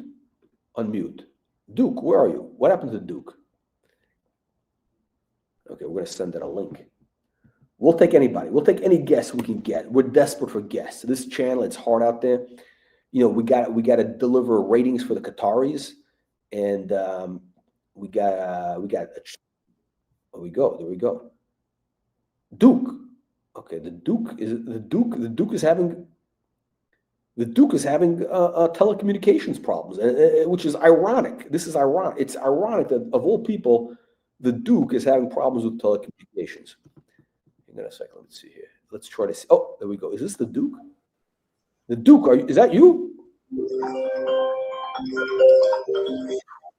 What? Hey, Duke, how are you? Hey, Colonel, how are you? Oh, great. Thank God. How are you doing? I'm doing okay, thanks. I was saying, it's ironic that you were having telecommunications problems. Of all people, you should not be having telecommunications problems. I wasn't actually. What was happening? I had too many tabs open, and I was seeing. I was streaming the show in another tab, and I was trying to close that because it was just giving feedback. It was really annoying. Wait, are you saying that you did not have this show at the number one as your number one window, like on a big screen, that we were a sideshow? Don't tell me this was a sideshow. No, of course I did. I had that, but because I was looking up all these other artists. So when I opened up StreamYard, it was lost in all these other tabs, so that I couldn't find it. But hold on. These are real books behind you, or this is like a wallpaper? Are these real books? No, these are real books. Let's see. Give us proof of book, because a lot of these grifters, they have like a 3D thing because they want to look intelligent. Oh, there it is. Proof of book. Oh shit, the Power Broker. That's about what's his name? The mayor of no, the Lyndon Johnson, right? Is it Lyndon Johnson or no Moses? He also wrote a Moses book. He also wrote a book about Lyndon Johnson. That I have that one here as well. This is a man of wealth, taste, and education. You know, these are serious books. I mean, no tomato can on YouTube has real books. See, I have a gift from Thierry Stern here. Oh shit! Oh! Wait, is that the book by Nick Fulks? By Fawkes? Is that the Fawkes? It is. Book? It is. Yeah. That's a serious book. Yeah, it is pretty serious. I was going through it. It's an excellent, it's very, very beautifully done book. I have another one which the Vacheron folks gave me as a gift, and it's not nearly as good. I mean, the just the overall pictures and all that. You know this guy Fawkes. He's an amazing writer. He's just you know who we're talking, right? Have you seen his videos? Yep. You know, he comes across. I thought the guy was a homosexual. He's actually married with 2 kids. Like he's like, he's English. That's what it is. The English. You know, he's got like the rings. He comes across like very flamboyant. But this guy is like great stuff. All boys private school, huh? It's what it is. It's those private schools. But this guy is an amazing writer. He's an incredible writer. He knows his stuff. Like he really is. He knows Patek. He really knows all these adjacent things, whether it's art, design, watches, fashion, everything. This guy really is an incredible guy. I highly recommend. It's superbly written. It's very well put together. I agree. You know, I tried to recruit him. I tried to reach out to him to hire him to write for the Watch Reporter. He turned me down. But now that I got the Qatari government to support the channel, maybe we'll be able to finally afford him. But yeah, anyway. Either that or, you can say a drone strike is coming your way. We got to do something because he's such a good writer. That guy, he does a video with his, I haven't seen it, but he was doing a show with his sons, like he was smoking cigars with his sons. The guy is such a great sense. He is so funny. This guy is just it's unbelievable. Anyway, enough about him. Let's talk about you. So, Colonel, okay, I have a new addition to the collection. Ooh. So it's the president. Hold on, let's get a close-up. Oh shit. This is, hold on a second. That's not bark. That's not a bark, is it? No. It's not bark. Let me see if I can actually, you know what? Gosh. Because I know this camera doesn't, if I get too close, it just doesn't focus well. A little bit back. Okay, no, it's a champagne. It's not a bark, right? It's not a bark. It's not a bark. I can't tell. Okay, and the bezel, is it a fluted or it's like a machine? It's a fluted bezel. It's the classic. It's the dial is a basic champagne dial. Basic. It is. Yeah. So my father passed away recently, just like a few weeks ago, and he left this for me. So he left this for me as a demon repellent. Oh man, I'm sorry to hear that. Oh, thank you. Appreciate that. I got your text. I thought like it's like means a gift. Like I thought it was like a gift. No, I mean, I don't know how it's. I thought it was a lie. I thought it was a lie. I mean, I assumed. No. He passed away. He passed away on the 9th, and so he had given this to me. Okay. Wow. When did he give this to you? It was written in his will. So okay. It was after the okay. Executor and trustee. So it was it was gifted to me, I guess, in that way. Well, yeah. Yes. I've been through the same thing, except I only got a Vostok watch. Well, it's he had I found out, I remember this as a kid, he was also into two-tone watches. Oh, so this guy's an aristocrat. He definitely was, yeah. So well, listen, he did a good job because he raised you, right? He was a doctor. Yeah, he raised you. Good memory. Yeah. And your kids turned out okay, right? He saw his grandkids. I mean, your kids are adults now, right? So they're adults. Yeah, the kids right? are in their 20s. Yeah. So that's it's a blessing. Yeah. Look, he had. I don't want to get too philosophical, but we all have to go. He lived a good life. We were all there for his kids and his grandkids were there to, at the end. So I guess, if you're going to go, that's probably the best way to go. It is. Yeah. I was surprised because he was like a young guy. I mean, relatively. I mean, like. Well, I mean, these days, he was 87, so he wasn't. 87. Wait, Yeah, 87 is a full life. I mean, he had a very I full don't want life. to say, not to minimize. 87 is a good. 87 is a good run. Yep. Very good run. Yeah. So he had a good run, and he was very kind to have left me this. So this was also something that I had on my list, but now I don't. That's one last thing I need to buy. Let's put it that way. Listen, it's amazing. Now, when did he get that watch? He got it. See, I actually have the original box and the papers too. Ooh. If I'm not mistaken, I think it is 87, 88, something like that. So this is they have the hidden clasp. So this is the thing is mint. It's got a sticker. Oh yeah. He barely wore it. Hold on, did he buy it himself? He bought it himself, yeah. Wait, he bought it himself. Yeah. And why didn't he wear it? This thing is like unworn, but why did he not wear it? I think he bought it and he thought it was, he was a doctor in a small town. I think he thought it was a little too gaudy. Yeah. So he would wear it. He wore it on special occasions, like I think he had 4 kids, so when he wore it for our weddings. I think it was okay. Probably worn it he's probably worn it less than 10 times in his life. Wow. What kind of doctor was he? He was an internist. Okay, an internist. Yeah. So if I saw a doctor, if my doctor was wearing a gold day-date, I wouldn't be happy. It's like he did the right thing. Yeah. I don't want to see my doctor wearing a day-date. I think he was also in that generation, being Pakistani, that getting a gold watch, a solid gold, that was like that's a milestone. That's like the ultimate thing. Yeah, that's right. And on top of it, a Rolex. No, gold. Okay, so a gold Rolex. We're talking 1987, 88, which is like the prime. That's like the peak 80s.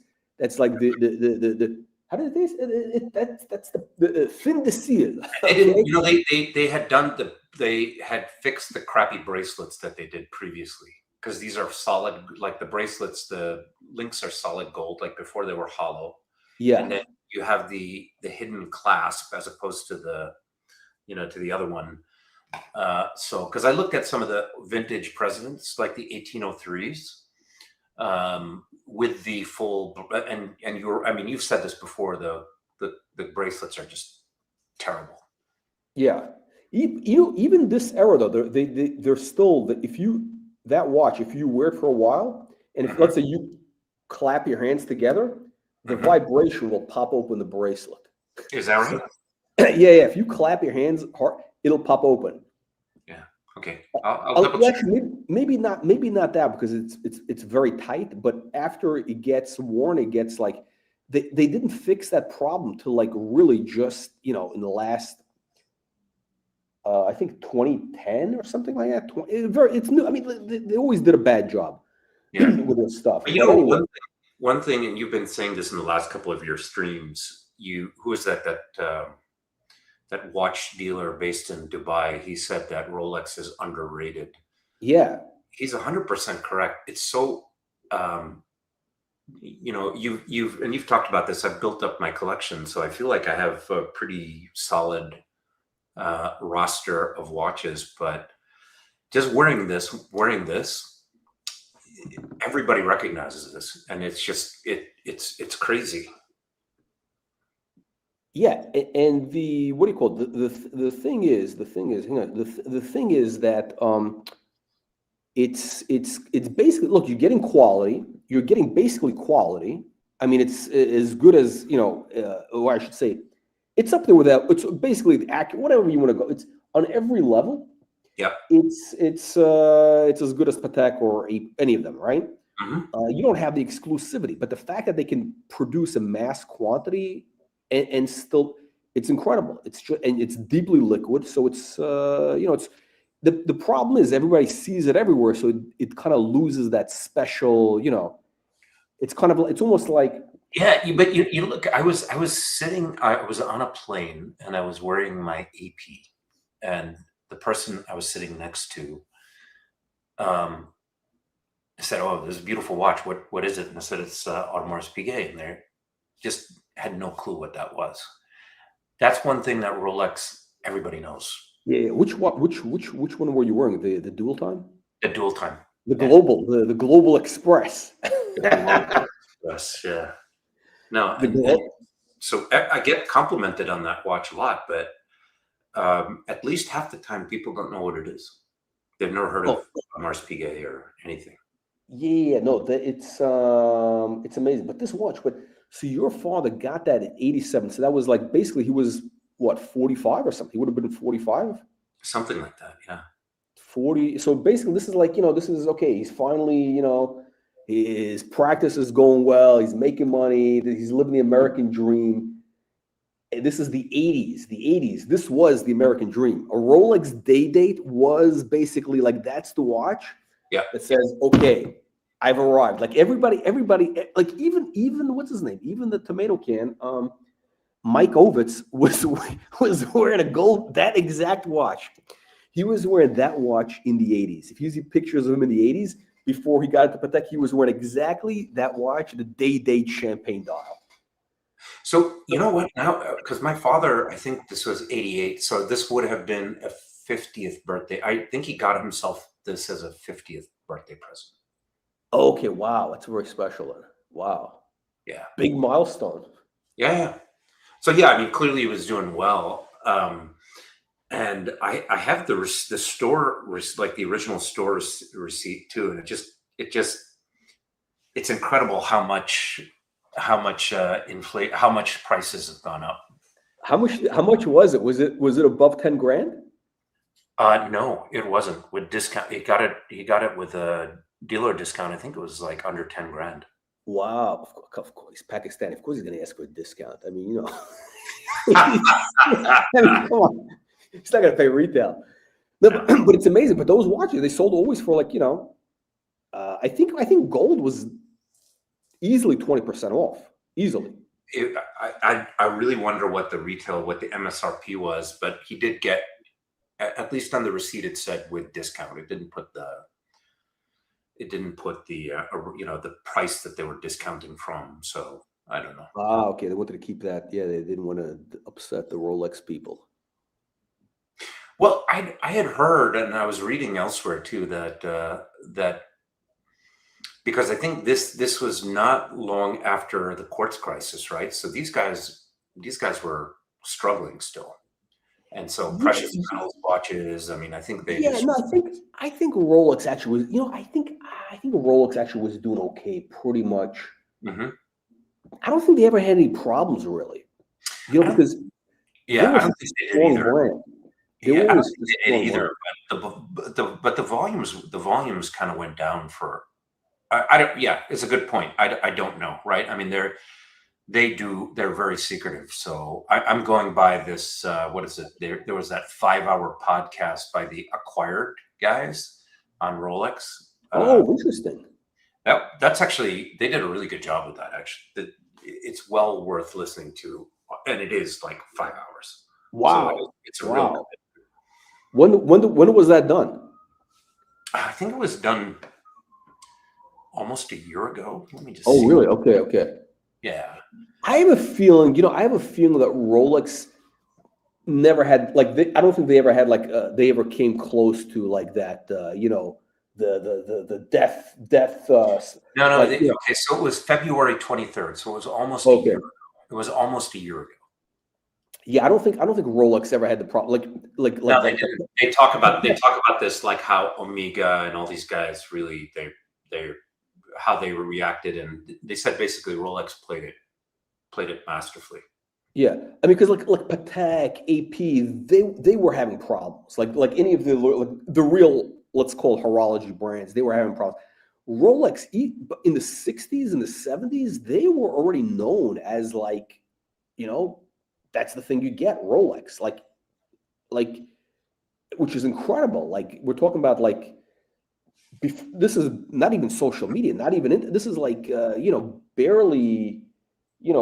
In the 60s, people didn't, it wasn't like you barely had, how many channels were there on TV? I think there was only like a few channels on TV in the 60s. That's right. Yeah, so it's like the fact that they had this global recognition, and it was just, and you know what, frankly, I think that is a big part of that value, and is that, I hate to say the brand, you really are getting value from having that, like, such a strong, it's the world's greatest brand. It really is the world's greatest brand. And the what do you call it? And you know what?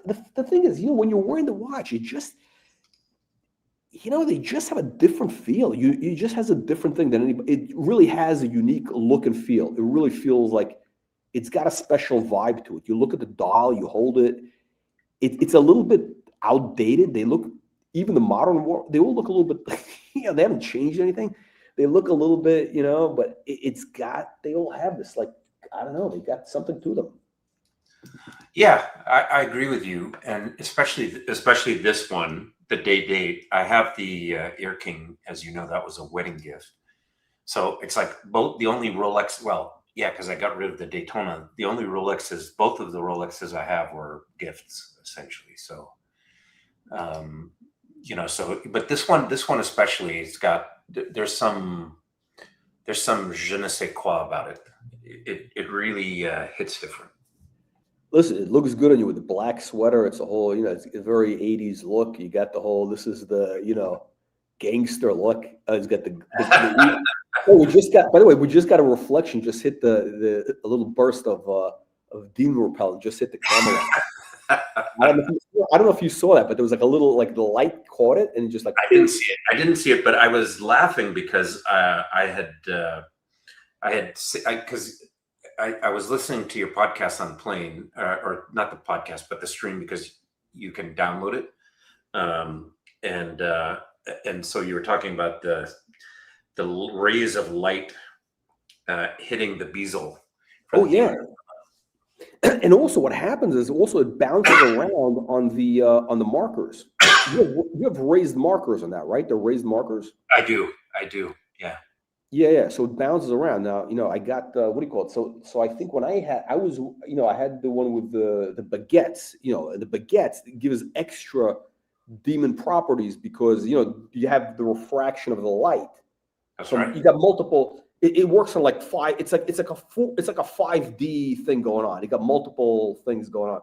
But this watch, as you were wearing it, like the light hit it and like boom, it hit like. No, it looks really good. It looks really good. Thank you. Well, and to your point, I think it is proper demon repellent. Listen, wear it in good health. It's amazing that your father kept the sticker on. Like that's very unusual that somebody would keep the sticker on. Like, well, I the sticker, and actually in the box there is the tag and all this I mean, I'll never sell this, but my son will inherit it at some point. But yeah, I mean, it's in great shape. It's barely worn. You got the whole what do you call it? You got the whole not the trifecta. You got the whole you got the whole sweep of the whole. You got what do you got? What do we got? You got the date. We got so I've got the AP. I've got Vacheron. I've got JLC, and then Rolex. No, but of solid bracelets. Solid bracelets. Good. Solid gold. Solid yeah. gold. So Patek, I don't have. I only have the dress watch, like different dress watches. You got you got Vacheron solid gold. That's right. You got the AP solid gold. Right. That's you right. Got this with the bracelets. With the bracelets. With the bracelets. Straps. Yeah, we're talking bracelet. Yeah, bracelet, full bracelet. Okay. And this watch, we got that Juan Kino. He's on a rampage. He's on a rampage making defamatory statements, if I may, defamatory statements about dial. Well, he's not using the name, but he's saying defamatory things about yours truly. That's right. Can you believe this? Can you believe that this tomato can from La Isla de la Cucaracha is saying that like I'm a scammer and blah blah blah. The watches they're all like whatever. This watch, the AP. Where did you buy the AP dual time from? From the Colonel, from Dial Market. Was it as delivered? Was it as promised? Was it as described? It was actually better. It was better than the pictures and better than the description. It was really it was in mint condition. And did the price go up? It has.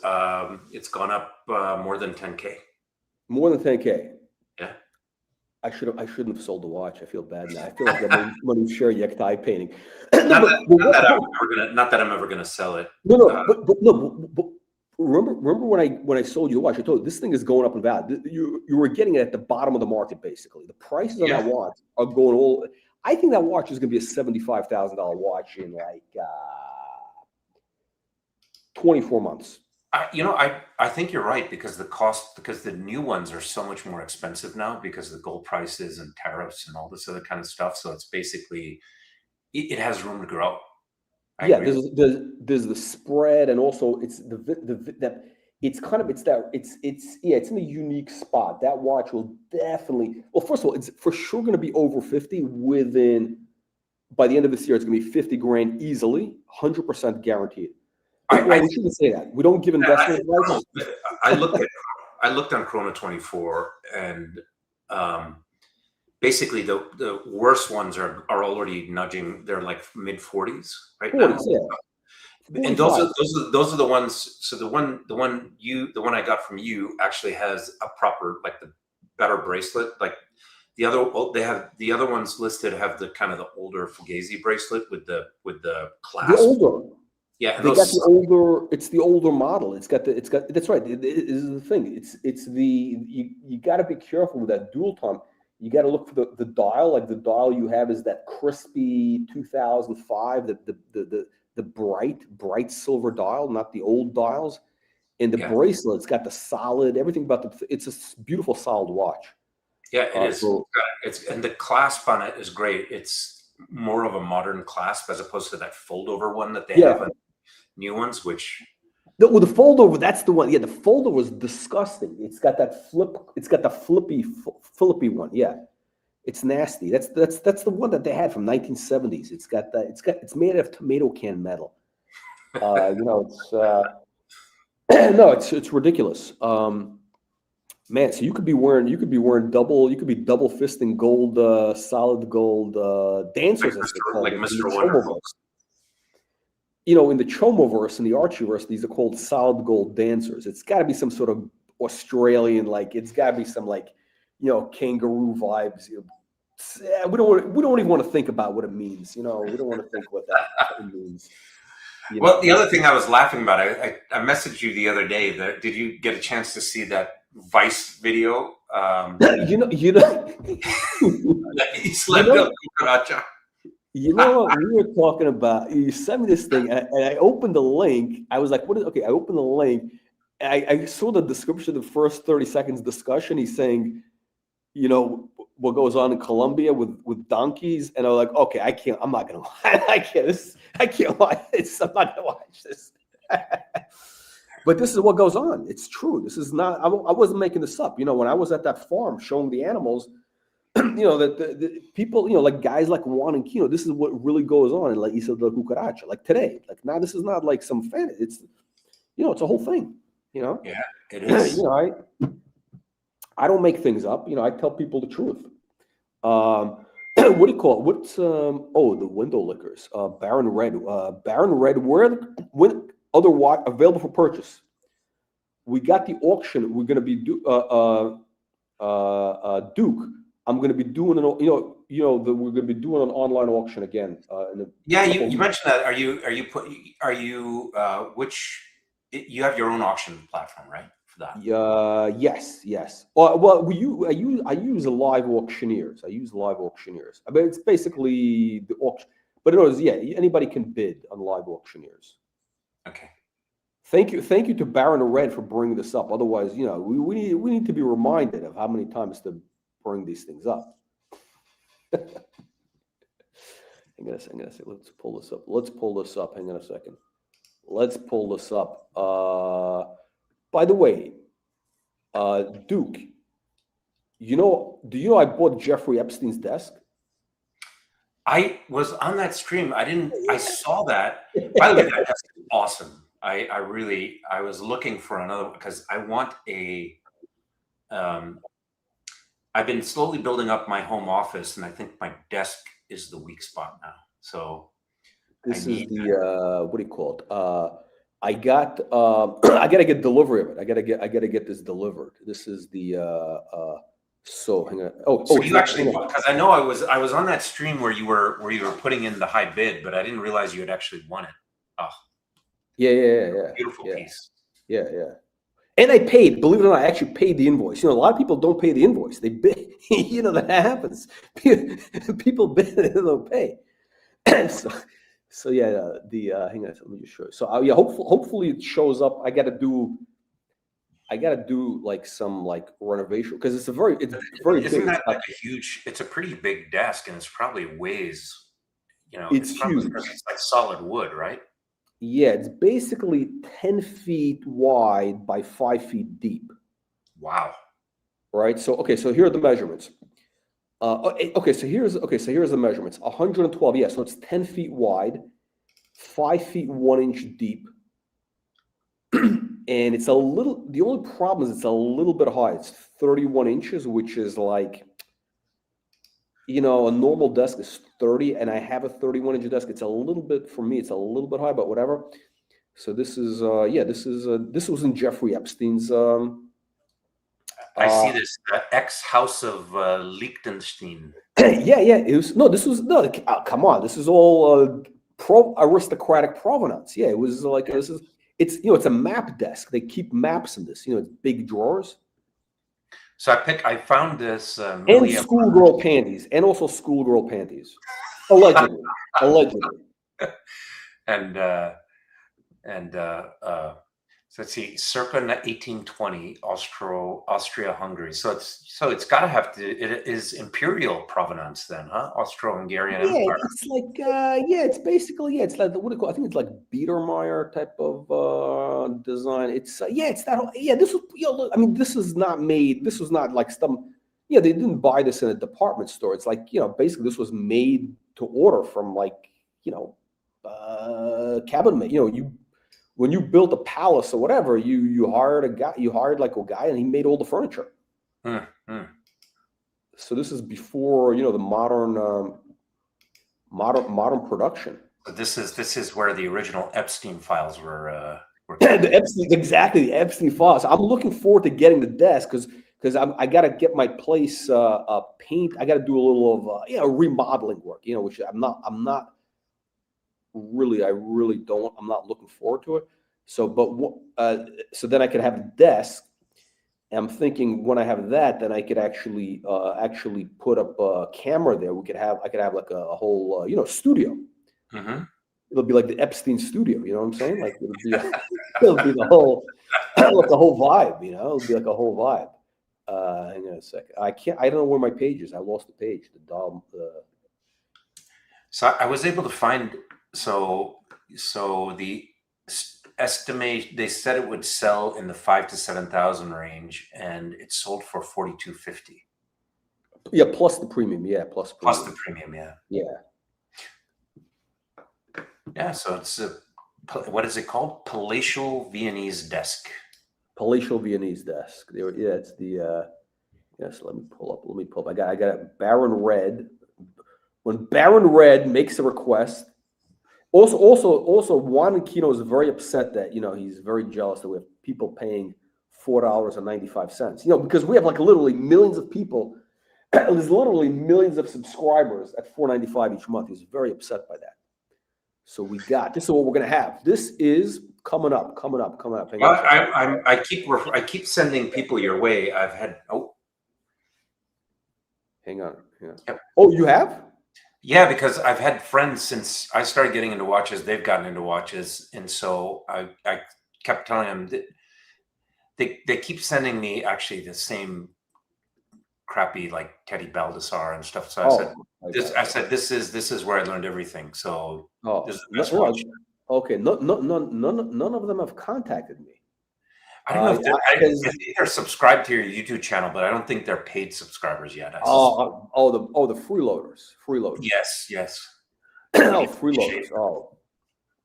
Anyway, by the way, I think you have a version of this watch. I do. The Vacheron version of this. You have it's literally the same watch. Yeah. Yeah, it is. You're right, because it is the same pearly white dial. It's very beautiful in person. Same exact dial. Yeah. Made in China. And what about your bezel? You have the same bezel? It's a little bit different, I think. It is a little different, but it's well, it's the coin edge. It's just one coin. It's machine turned, yeah, the coin edge. Okay, it's just one side, one coin, but it's one. It's like this one has like a little sunburst. This one has like. See, here's the thing. This one has special demon repellent. Yeah, it's got the little sunburst. They give demon repellent. Wait, do you have the same case? It's got like this weird, like the lugs are kind of built into the back. You have that same type of thing? No, it actually has. No, it doesn't have that. That's the main difference. So this one, no, mine is not like that. It actually has what's the lugs? Oh, you can see the lugs. Yeah, that's right. Okay, so this is hidden lugs. This is hidden. The problem with that, frankly, the problem is you gotta like I think you gotta like do something with the strap. It's like you gotta. I don't know. I haven't. You know what? I haven't even opened it. Like it's got this ugly strap, which we gotta take off. See, for that one, it was easy to change the strap, and I got a really nice Camille Fournet Stingray one. Ooh, you did? Yeah. For that watch. Did you order it from them? I mean, like you ordered it, but it wasn't in person. It wasn't there when I showed it to you earlier. I got it afterwards. Yeah. Okay. Oh, you ordered it online. They shipped it. I did, correct. Okay, yeah, okay. I didn't do it in France. I did it online. So no, it's not made to. It's not like to your. It's basically a standard size. They gave you a standard size, pretty much, right? No, actually, I did They have an online. There is a way. They have a tool. Custom made. It's custom made. They have like an online tool or something. They have an online thing that they do, and then they follow up and they email you a document, and yeah. So I did. Oh, that's funny. Oh, like it's like you like a PDF. You print it out. You cut it out. You wrap it around your wrist. Something like that. Yeah, that's right. Oh, yeah. Wow. Yeah, and so then you give them your measurements, and then I have I got one of those tools to precisely measure. Oh, okay. Yeah. Okay, perfect. Is there a link? We're gonna have a link in a few weeks. We're gonna have so Duke, I was thinking, so these watches, these prices, you got this Juan guy, you got this Juan, this cucaracha, this gonorrhea cucaracha, claiming that we're flim-flamming people, when the reality is all these watches, they, with the exception of the Rolex King Tut, they all pretty much are up on average. I mean, some of them are more than double. Some of them are more than doubled. Like the Ellipse is doubled. We're doing a video before.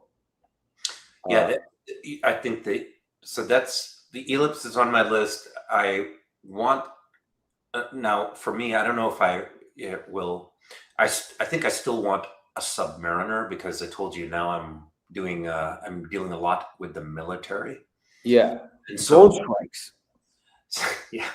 So what I don't know is because I think the all gold Submariner with the full gold bracelet might be a bit much. A little flashy. Yeah. So either I go do that and go for a leather strap, or I go two-tone, because two-tone still is a little,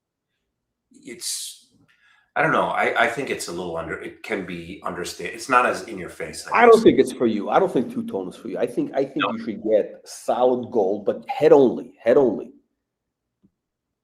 Yeah. You know, and you get you get one of those vintage ones with a nipple dial. Mm-hmm. You know, the blue. Excuse me. Nipple blue. You know, the sunburst with a nipple dial. Oh, it'll be amazing. Okay. And Yeah. you put on a strap. By the way, you know what I saw? I saw a very cool strap you get. It's you know, I have that blue like rubber strap on the day. I think it's called sailcloth or whatever. It's like a rubber. Oh yeah, yeah. You went to, what is it? You did you get that from Clicky Bezel or whatever? No. I got the one I have. The blue rubber one is from Jean Rousseau. Okay. But the Clicky Bezel guy, he actually sells the same thing, and he has it in this like yellow. It's this bright. It's a really beautiful shade of yellow. Mm-hmm. And if you put that Submariner on like either a blue or a yellow strap like that with maybe a contrast stitch, a blue or yellow contrast stitch, and you get the right gold, you get the proper gold buckle, it'll be amazing. It will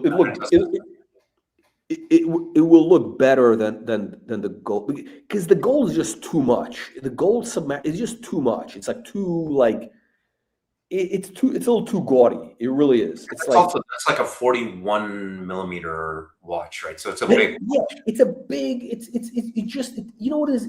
It takes up a lot of. It's a little bit too in your face. It's kind of like it's a little bit too in your face.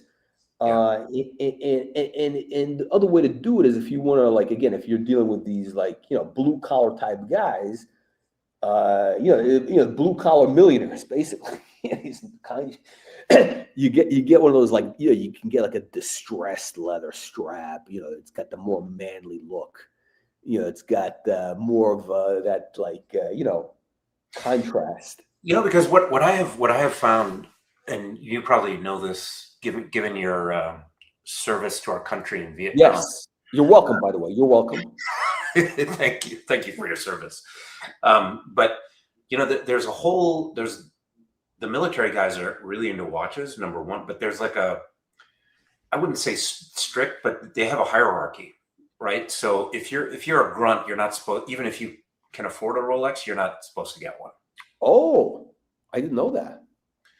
Yeah, I don't like that. I don't like that. You know, I call that institutional mediocrity. Yeah. Institutional mediocrity. That's some. You know what institutional? That's Canada basically. Canada is institutional mediocrity. It's like the whole country, at every level is institute. Australia also. They all have that tall poppy syndrome. Yeah. So it's not that you'll be criticized. They'll just think you're a poser, right? It's like it's like you upgrade when you move up the ranks. So if you know, but the opposite is true too. So if you're an admiral and you're wearing a crappy watch, it's not a good look. Really, I didn't know that. That's true. I mean, this is my own observation on what other military folks are telling me. Wow. Hang on. We got the Duke Baron is saying FK. Oh, it's FKM rubber, sailcloth texture. They're all the same. Okay, I own 2 for 2. They're all different. Okay, there we go. Yeah. So the Clicky Bezel guy, he's telling me it's from but I think it's one manufacturer basically who's making, like, you know, it's one guy who's selling this. One guy in China.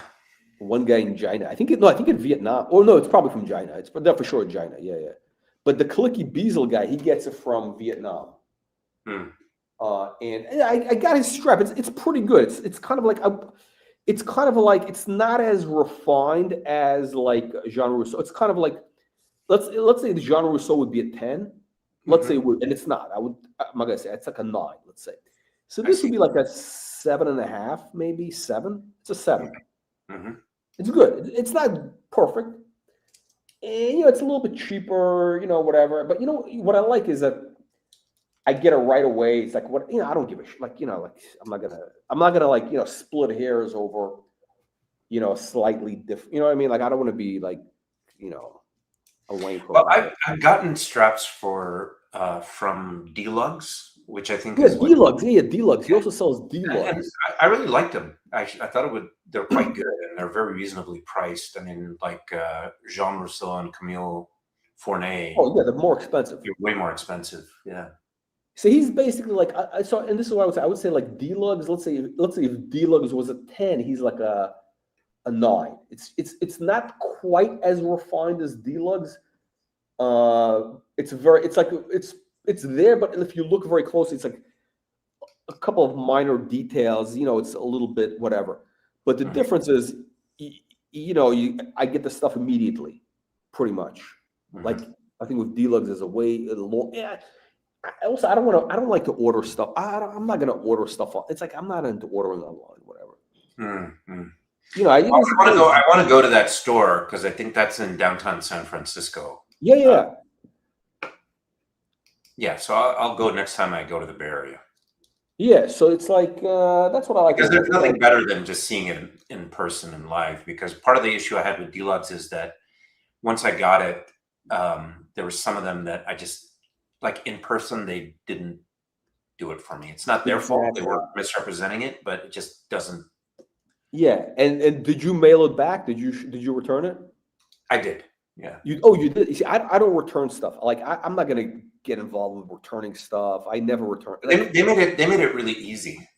Oh, they did. I just like I buy stuff from Amazon. And it's like, and if it's really cheap or something, I'm just not gonna fucking deal with like what they want. Like it's not worth my time. See, I ordered like 7 or 8 of them. Wow. Oh, that's right. You had a project. I remember you had a special project. Yeah. And so then I returned a couple of them. So they made it really easy and they were very cool about it. And so I opted to use what do you call it? A store credit. So. Oh, okay. Did you go through with the project, with that special project? I have not as yet. I worry I missed the boat, right? Because now even those the prices have gone up. I think because they're just they're marking them up because gold prices have gone up, right? Just because it's like where there were prices probably even below the melt value. Yeah, it was close. Yeah, it was like It's so now because I was trying to target this 10K price point, where no, it's gone. Yeah, now it's gone. Yeah, so I missed. I should have actually backed the truck up on that. So you and I both. It's like it's very obvious. It's like a very obvious thing, and then like But you know what? I don't think. Here's the thing, though. I think we're both suffering from what is it called, recency bias, because the reality is people don't know that they were below 10 grand. Now they see prices going up. It's just a question of you get the watch as long as you offer it at a reasonable price, right? Like. Yeah. Well, I think I told you I had gotten as a gift the Jacob & Co. 5 time zones. Yeah. And the person I bought it from, it was a really interesting guy. It was in, it wasn't in the Diamond District, but it wasn't far from there. Yeah. But it is. No, it was the same area, same like thing. Yeah. What this guy had done is he basically, I think he more or less cornered the market on 5 time zones because he has like so many of them. He said he bought them out and he bought it at pennies on the dollar. He's basically like what Luxury Bazaar, all the gray market guys were 10 years ago. He was basically buying closeouts of stuff that these guys couldn't sell. So he bought like, I don't know, he must have bought 1,000 watches, something crazy. Something like that. And he bought them and so he's still, they're in the grand scheme of things, inexpensive, but to buy, I mean, they're like whatever, I think $1,500 or $2,000 for the stainless steel. So I mean, when you think about it, it's like you can get, and they're brand new. I mean, they're new old stock, right? Yeah. The box, and they've got the. I think the problem with those watches is if they get worn, they look worn. They could get that, it's kind of like a Michael Kors handbag. it's not going to be an Hermes handbag. It's going to look a little bit, They don't age well. Yeah. You want it mint. You want it mint, basically. Yeah, that's right. That's right. And so these were brand new. The ones he had were brand new. They'd not been worn. And so, let's put it this way. I needed for this project to have worked. I would have needed to do something like that. Maybe not corner the market because Rolex volume is. Yeah, but you need like a few hundred. You need basically like 100 plus. That's right. That's right. This is what I was thinking basically a year ago, is to do that with the data is the question to source it. But I was thinking, because that would have been, I think, a good move. And I think if you would buy 100, you would actually corner the market, because there's no 100 pieces floating around like really loose. I mean, there's a million at least for sale. At least for sale, right? Yeah. The prices would definitely move up. I mean, you basically would that would effectively move up the market. Yeah, so I moved too slowly on that. Maybe there's still enough. Maybe I'm just. Yeah, I think there's still an opportunity. I think there's still opportunity. The price, obviously, it's a little bit. I don't know what is it. I haven't even looked at what is it. Probably what now? Head only is how much? Like 10 grand minimum. That's right. Minimum. That's right. Whereas before they were going for like 7,500. Yeah, $8 grand basically. Yeah. So it's not. I don't think it's too bad. I think. What I think is going to happen is this is my thesis again. Like, everybody has opinions. What do they say? Opinions are like assholes. Everybody has one. And so my thesis is that gold is going to have a blowout to like maybe 8,000 later this year. But it's not going to stay there. It's going to be just like it's going to be a generational event, and then it'll just collapse back down to 2,500 or wherever it's been. Just like what you had in the 70s, and people are going to go bananas. They're going to go crazy. It's going to be a frenzy, and but also at the same time. So here's my broader thesis. Though. The broader thesis is that the inflation thing really is going to be here to stay for a while, and people now they got kind of into the whole collectibles thing has come back. Like, people weren't really doing collectibles like for many, many years. It was something in the 70s. It was a thing in the 80s. We didn't really have a collectibles trend, right? And now, so what's happened now is you have people collecting whatever random shit, right? Whether it's watches, I was talking about the Pokemon cards, the baseball cards, bullshit, which, complete chomo storm, and it's going for real money, right? But here's the thing. There was a bubble before. I think it was in the early 90s or the 80s. There was a big rare coin bubble, and also comic books or whatever. These things go into bubbles. Listen, all I know is you got these tomato cans like a Logan Paul. You know who Logan Paul is, or Jake Paul? You know those guys? Yeah. You got these tomato cans who are buying Pokemon cards for $2 million, and then now he's putting his Yeah, it was these same weirdos that were like loading up on NFTs and things like that. It's the same shit. It's the NFT bullshit, the farting apes, whatever it is. Yeah. You got this Patrick Bet-David. You got all these tomato cans with baseball. It's basically garbage. Maybe I'm an idiot. Whatever. I think but the thing is, I think we're going into this area where, because of the inflation thing and watches and people buying baseball cards, all these different collectible areas, there's going to be a big move into like higher quality. And so I think art is going to do very well, like a long term, and it's sustainable. In other words, like mainstream art is sustainable. The baseball card thing, I think, is going to collapse.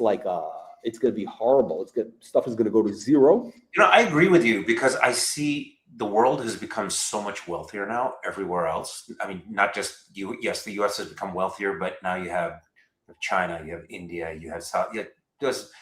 And they are, they want stuff. What is it? Rene Girard said it's mimetic desire. People want the same shit. They You know what? So here's the thing. And the other part of the fee is watches. So the vintage watch thing, is now going into the full mega trend. Like last year we had a lull, was a lull a little bit, but the big mega trend is about to start now, where like you're gonna have essentially, it's not just even the vintage. It's not the vintage. You're really gonna have like basically people are going to be seeing this as an asset. I hate to use that word or whatever, but they're using the A word with baseball cards. Like I saw a video with a guy on CNBC. I mean, you got 2 tomato cans on CNBC talking about baseball cards, Michael Jordan cards as an asset. I mean, this is like, who's that guy? The guy who's supposed to be Mr. Journalism. What's his name? Who's the serious guy that they have on CNBC? He's David Faber. David Faber, yeah. Yeah, he's a tomato can. I actually sold his mother I sold his mother an advertising package from his mother was, I don't want, okay, I'm not gonna, she was basically like working at a big law firm, big New York law firm. And I sold him like a sponsorship program, whatever. And then this is like 20 years ago, right? And she mentions something like, we're talking, whatever. And she mentions, oh yeah, my son is a reporter or something, whatever. And like, I think I said something, I may have insulted her by accident, but like I said something like, well, I guess, the guys who can't do, they write about, I don't know if it wasn't that bad, but I think I didn't say the right thing. I think I wasn't diplomatically correct. I may have I didn't mean to say, but I think I may have said something like, not whatever, but she was, telling me how great you didn't win friends and influence people that day, huh? Huh? You didn't win friends and influence people. No, I got the check. I did get a check, but he was just getting started. I think it was early in this thing, and he was I think he was the New York Times or something back then, whatever, early, whatever. But he's actually like a legitimately a journalism superstar right now, right? He makes that show, was it the Billions show? I think he wrote that or something. He's like multi. I didn't know that. Wow. Yeah, he's written a bunch of books. He's like he's like a brand. He's like a he's like a what do you call it? I don't know what you'd call him. Like I would say like a Michael Lewis type of guy almost. Now, got it. So it's but I think the thesis is that what's going to happen now is vintage watches are going to start appealing to a much wider audience than they were even a year ago. That we're going to this thing, especially with gold. So all these things coming together, and you have. I think basically everything is lined up. Everything is lined up. The other thing you said early, which because I remember this vividly when I first started watching your channel, was you were talking about how basically the watch market is swinging back not only to vintage but to more normal or more classical watch sizes. Oh yeah. And I'm noticing that. I mean, you're seeing it with like all these Hollywood stars, right? They're wearing smaller watches, right? Which I think you used the example of Muhammad Ali had the, what would be considered a girl's Cartier tank. But people are going for smaller, or let's say more classically sized watches. Oh yeah, well, actually, all these like hip hop guys now are wearing these tiny little watches now. Yeah. It's like a whole. It's a whole, and that so basically that means everybody's going to follow that now. The kids, the culture. Yeah. The culture. All these people that are buying these gigantic, 41 to 45 millimeter Royal Oaks. I mean, they're going to be looking. That's dead money and then some for them, because those are huge watches. Yeah, it'll come back in 10 years or whatever. Maybe even like 10. I'd give it like 10 years. I mean, which is actually not long. I don't think 10 years is a long time. But the small stuff is coming back. It's it's it's probably like, I'd say like at least 5-year trend. I think we got a 5-year trend. I think the what do you call it? What do you call it? Is you know what's even picked up? The turnograph. Turnograph has moved up a little bit, not a lot. It's still early. It's moved up to $5,000 now. I think it's a beautiful watch. I love the machine turn bezel. I think that's great.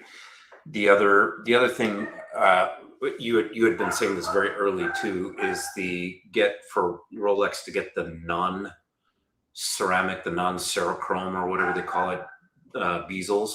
Yeah, I think the metal ones look so much better too. I agree with you. You know which I think the only, yeah. So this was where is it? Okay, so I think the best like pre-ceramic watch of theirs is the Daytona white gold Daytona blue dial. That's a beautiful one. That's really beautiful. Yeah, it's understated. I agree too. It's purely, but just purely as like a, if we're talking like of their sports watch, whatever, but I just, I'm just not a chronograph guy, but that watch I think is going to do well. The Daytona. I think that I don't even know what the Submariner price. I don't even know. I think the Submariners have moved up a little bit because of gold. I don't think they're. What's going on with the Submariner? I don't even know what the prices are. Submariner. I think with these Submariners, you've got the sweet spot because you've got the more modern bracelets with the more modern clasp. Yeah, slightly. Yeah, because the problem is when you go too old, then they have those weird bracelets. No. So this one, okay. So the one that I have here is it's still the tomato can clasp, but it has the gold on it, whereas the earlier ones are just steel, so it looks a little funny. Yeah, that's right. And also I have the engraving in the bezel. It says Rolex on it's got the serial number. Nice. So which is something that they did for a very small period. It was like a transition period. So Colonel, what do you think of the Certi dials in these Submariners? I hate them. Oh, look at this. Here we go. Oh, here we go. Is this open this? Wait, let me just pull this up. Yeah, so this has the engraved Rehaut. Yeah. Hang on a second. Let's pull this up. Let's go to the videotape. I'm looking at this Manusheriak tie thing. Oh my God. I still see. I'm actually feeling a little bit nauseous. It's still one of my windows that just opened up. Okay. Okay. So this watch is now. There's only one available on Chrono, which is kind of weird. 19,000. It's got to be a full set. I'm assuming it's a full set. Oh yeah, it's a full set, original box. Okay, which adds like $1,000. I would say $1,000. Mm-hmm. Oh, that's it. See, this is it. Basically, this is the pre-ceramic. The Rehaut, you get that gold on the whole clasp. But this picture, they make it look a lot better. This is a very good photo. Like this is much better than. Oh, maybe they've really polished it. Yeah, I mean, no, they have good lighting. I mean, no, they take proper pictures. I mean, listen, my photos that I put up, they're actually worse than the photos that you take. I mean, they're actually, and I'm selling stuff. My photos are that bad. It was terrible photos. I think that's probably what. I think with watches, you have to take good photos. This is the lesson I learned. The guys, the Deluxe guys have a. They're selling, in addition to strap, they're selling something to take photographs, to take better photographs. Really? Yeah. Oh, that's interesting. I'm gonna check it out. Hang on a second. Let's go. Wait, were you watching when I was talking about that Manusheriak tie guy? Yeah. Oh shit, yeah. I didn't even look. I didn't want to look it up. I just I was like shocked. I'm like, and as I looked at the Submariner, I still had that window open. I'm like, fuck, it's like I know, like I knew the thing was going up, right? But like, okay, whatever. But but not the, But if I really knew it would hit, like, I mean, I think I don't know if I should look at the auction. I think I may have to pull up the auction records. I think the painting I sold may have been I think the guy because the guy was older. I think he may have died, and maybe the family resold the stuff, and it may have gone for big money. But yeah, it was. Yeah, I was looking. I was there when you were talking about it. I was looking up. I was looking up some of that, and I did see on Christie's. I mean, there are some healthy sales. I didn't see I didn't see it, the one you were referring to, which is $1 million, but That's I'm sure hang on. Let me. Oh, I can pull up. I gotta see it because there's an account. I got a thing that expired. My thing expired. What's the top price at Christie's for my new Shayek die? I thought I saw something for 250. Oh, it's that painting. It's the same painting. Yeah. Yeah, it's probably that same painting that we saw. Yeah, I thought it was like 250,000 euros or British pounds. I can't remember.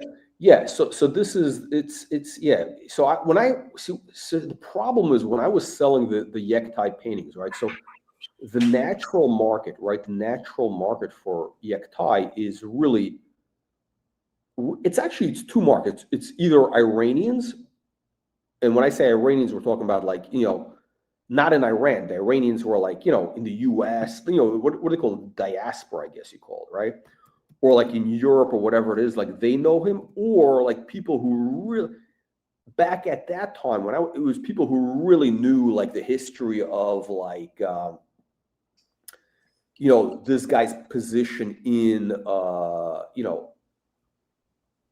art history, which is actually kind of a unique place. Hang on, where's the price? Yeah, so I've been into art for quite some time. You know a lot more about it than I do, but since I'm originally from Pakistan, I've been collecting some Pakistani artists. And over time, shit! You want to ask me correct? You collect Pakistani artists? I do. You know what's crazy? Oh shit, that's crazy. Because actually I bought. There was an auction coming up, which an auction last year. It was the collection of the guy from Abrams, Harry Abrams, the book publisher, the art book publisher. Mm-hmm.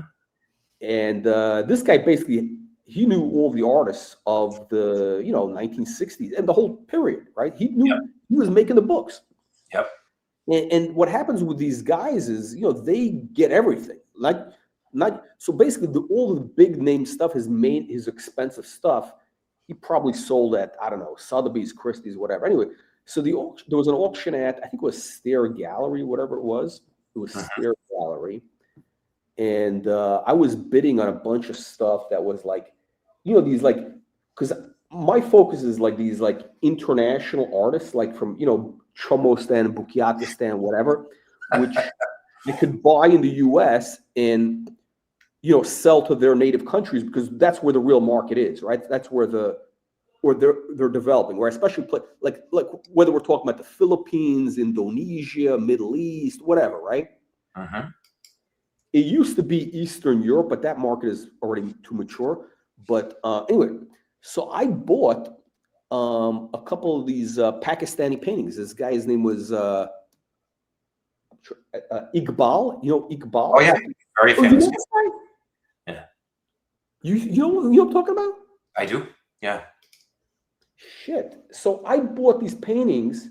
I bought like 3. I was thinking of buying more. The problem is they were big and it's expensive to ship big because we're talking about under $1,000, right? They were going for under $1,000. Mm-hmm.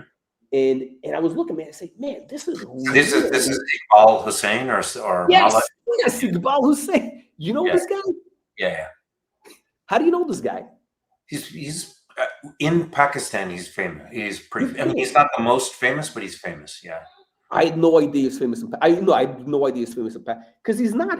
He doesn't go for big money. He's not. But it's going to be one. The prices have gone up because the same thing. Like basically, so you have, even though Pakistan's a poor country, No, you have always a There's a lot of 1% liquidity, so that's got money. there's a lot of wealth, and so they're, as these people get, well, some percentage of them everywhere, as they get wealthy, they want to get these artifacts of taste. Yeah, Art always. is one of them. Yeah. Yeah. So Iqbal, I'm trying to figure what's his Iqbal Iqbal Jeffrey, like Jeffrey Epstein. Iqbal Joffrey. Yeah. That's the guy right here. Hang on. Let me pull it up. I'll show you what I got. So what happened is I bought these paintings, and and really, like, at the time I needed to do, how should I explain, for business reasons. I really wanted to do, like, I wanted to, like, kind of what do you call it? Like, I needed to show some numbers very quickly for business reasons. And anyway, I bought these paintings for very little money, and like literally like a couple of days after I bought them, I had paid for it. The auction house calls me up and says, "Hey, you got some guy contacted us. He missed the auction and he wants to buy them. Would you want to sell them?" And I'm like, "Okay, have him contact me." So who contacts me? A guy from a gallery in London, like a legitimate gallery. We're talking about, like, a Mayfair gallery, right? So, and I basically quote him a price, which was like, I don't know, like 4 times what I paid, which is not. I know it sounds, but it's not really crazy. It was like, it wasn't. We're not talking about basically. And I think this was the painting. Okay, hang on a sec. I think I sold that painting. I think I flipped that painting for like, I think I paid like 300 and I sold it for like 50. It wasn't a lot of money, but it was kind of like, but I don't think I should have I was like, fuck it. I was like, because I think that's going to be worth 20 times as much. Right. But here's the thing. I don't know if the guy, the thing is this, he's kind of like, I did some research. He was kind of like a wacky guy. Like, he was saying like he's the world's greatest art, like great, he was like eccentric, Yeah, look, a lot of the thing, so I don't know about this market. You know way more about it than I do, but the thing is, like, Pakistan is, the way I think about it is like, okay, it's the 7th most populous country right now. If you would have told me this guy's big in Pakistan, I wouldn't have sold. I thought he was like a random guy. I didn't know he was Pakistan's that big. is one of the few countries with like a birth rate that is above replacement, right? In other words, people are still making kids and having babies, and so the population is growing and it's projected to grow. So it's kind of I look at this kind of a long-term bet, because right now, I mean, let's say if you started doing this, it was probably a lonely business doing art in Pakistan like 30 or 40 years, like when a lot of these, the most oh no, they never sold. They never sold. They never sold. Iran, Pakistan, and Middle East, never. This stuff never sold in those countries. Oh, what happened? The Duke put us on mute. Sorry, I'm being beckoned to dinner. Oh, dinner. Okay. Oh shit. It's almost 8 o'clock. Yeah. What do you got? The green egg? Are you doing the green egg barbecue? I'm not actually. We're having a fish soup. Oh, okay. Are you cooking? No, you're not cooking. I made the fish soup. Yes. Oh, you made it. Yeah, you're like the gourmand. Man, I can't believe this guy Iqbal. I had no idea. I thought he was like a very niche guy who was only known like in London. Like, I had no idea he was known. No, I mean, see, the thing is, there aren't most like in Pakistan, a lot of art is just garbage. Not that I think that's probably true everywhere, but the thing is, you have that Islamic element in these countries. Same thing with Iran, and so when you go through these kinds of, basically, art isn't as embraced. No. Especially in terms of the modern art, there was very few people doing it. Like in the whole like Middle East, we're talking about India, we're talking about Pakistan, Iran. Very, very, very. It was like very. So that's why I think these things are going up. But I had no idea that this guy. You talk about the Arab modern art is some very similar thing. So the most famous, and I think the most expensive and like internationally expensive artist is a guy named Sadikane, and he's kind of like the Picasso of the Indian subcontinent, and his stuff is great, and Yeah. it sells for real money. I think I know who you, I think I know. I got to mix up. There's a couple of guys who go for like 7 figures. There's a couple of Indian guys who go for I think this is the guy.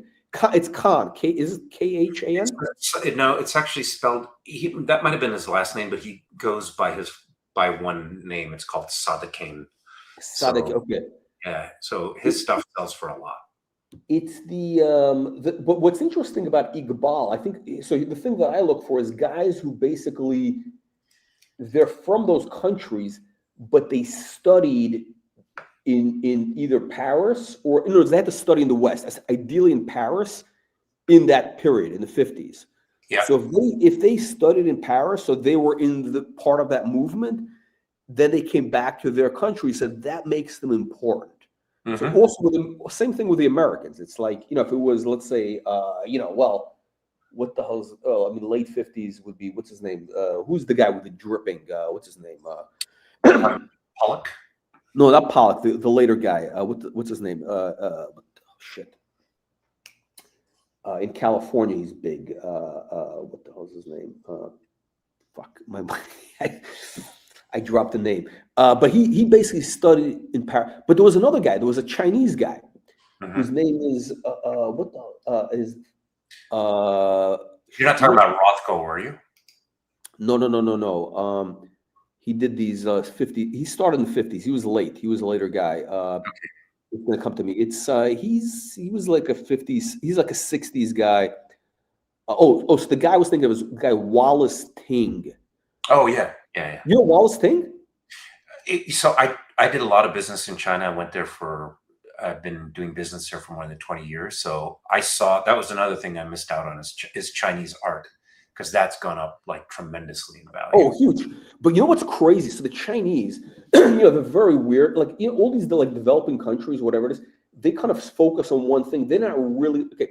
So the Wallace thing, the stuff that you saw was probably disgusting. It was like horrible nude paintings, like with these garish colors of like acid colors of like cats or like women, horrible fucking paintings. Yeah. That's his later stuff. Okay. He was a very serious guy. He studied in Paris. He was working with, he was part of, Joan Mitchell. Joan Mitchell now is very big. Joan Mitchell, the woman abstract artist. So Joan Mitchell, in the last 10 years, her prices have gone bananas. Like, you couldn't give away a Joan Mitchell painting a couple of years ago. Now they're in the like $7 million or whatever. But anyway, so Wallace Ting. Oh, Sam Francis. Okay. Doesn't ring a bell for me. Sam Francis, Wallace Ting, and Joan Mitchell were all in Paris at the same time. I had a painting. I traded for a painting. It was a triptych. It was a huge painting.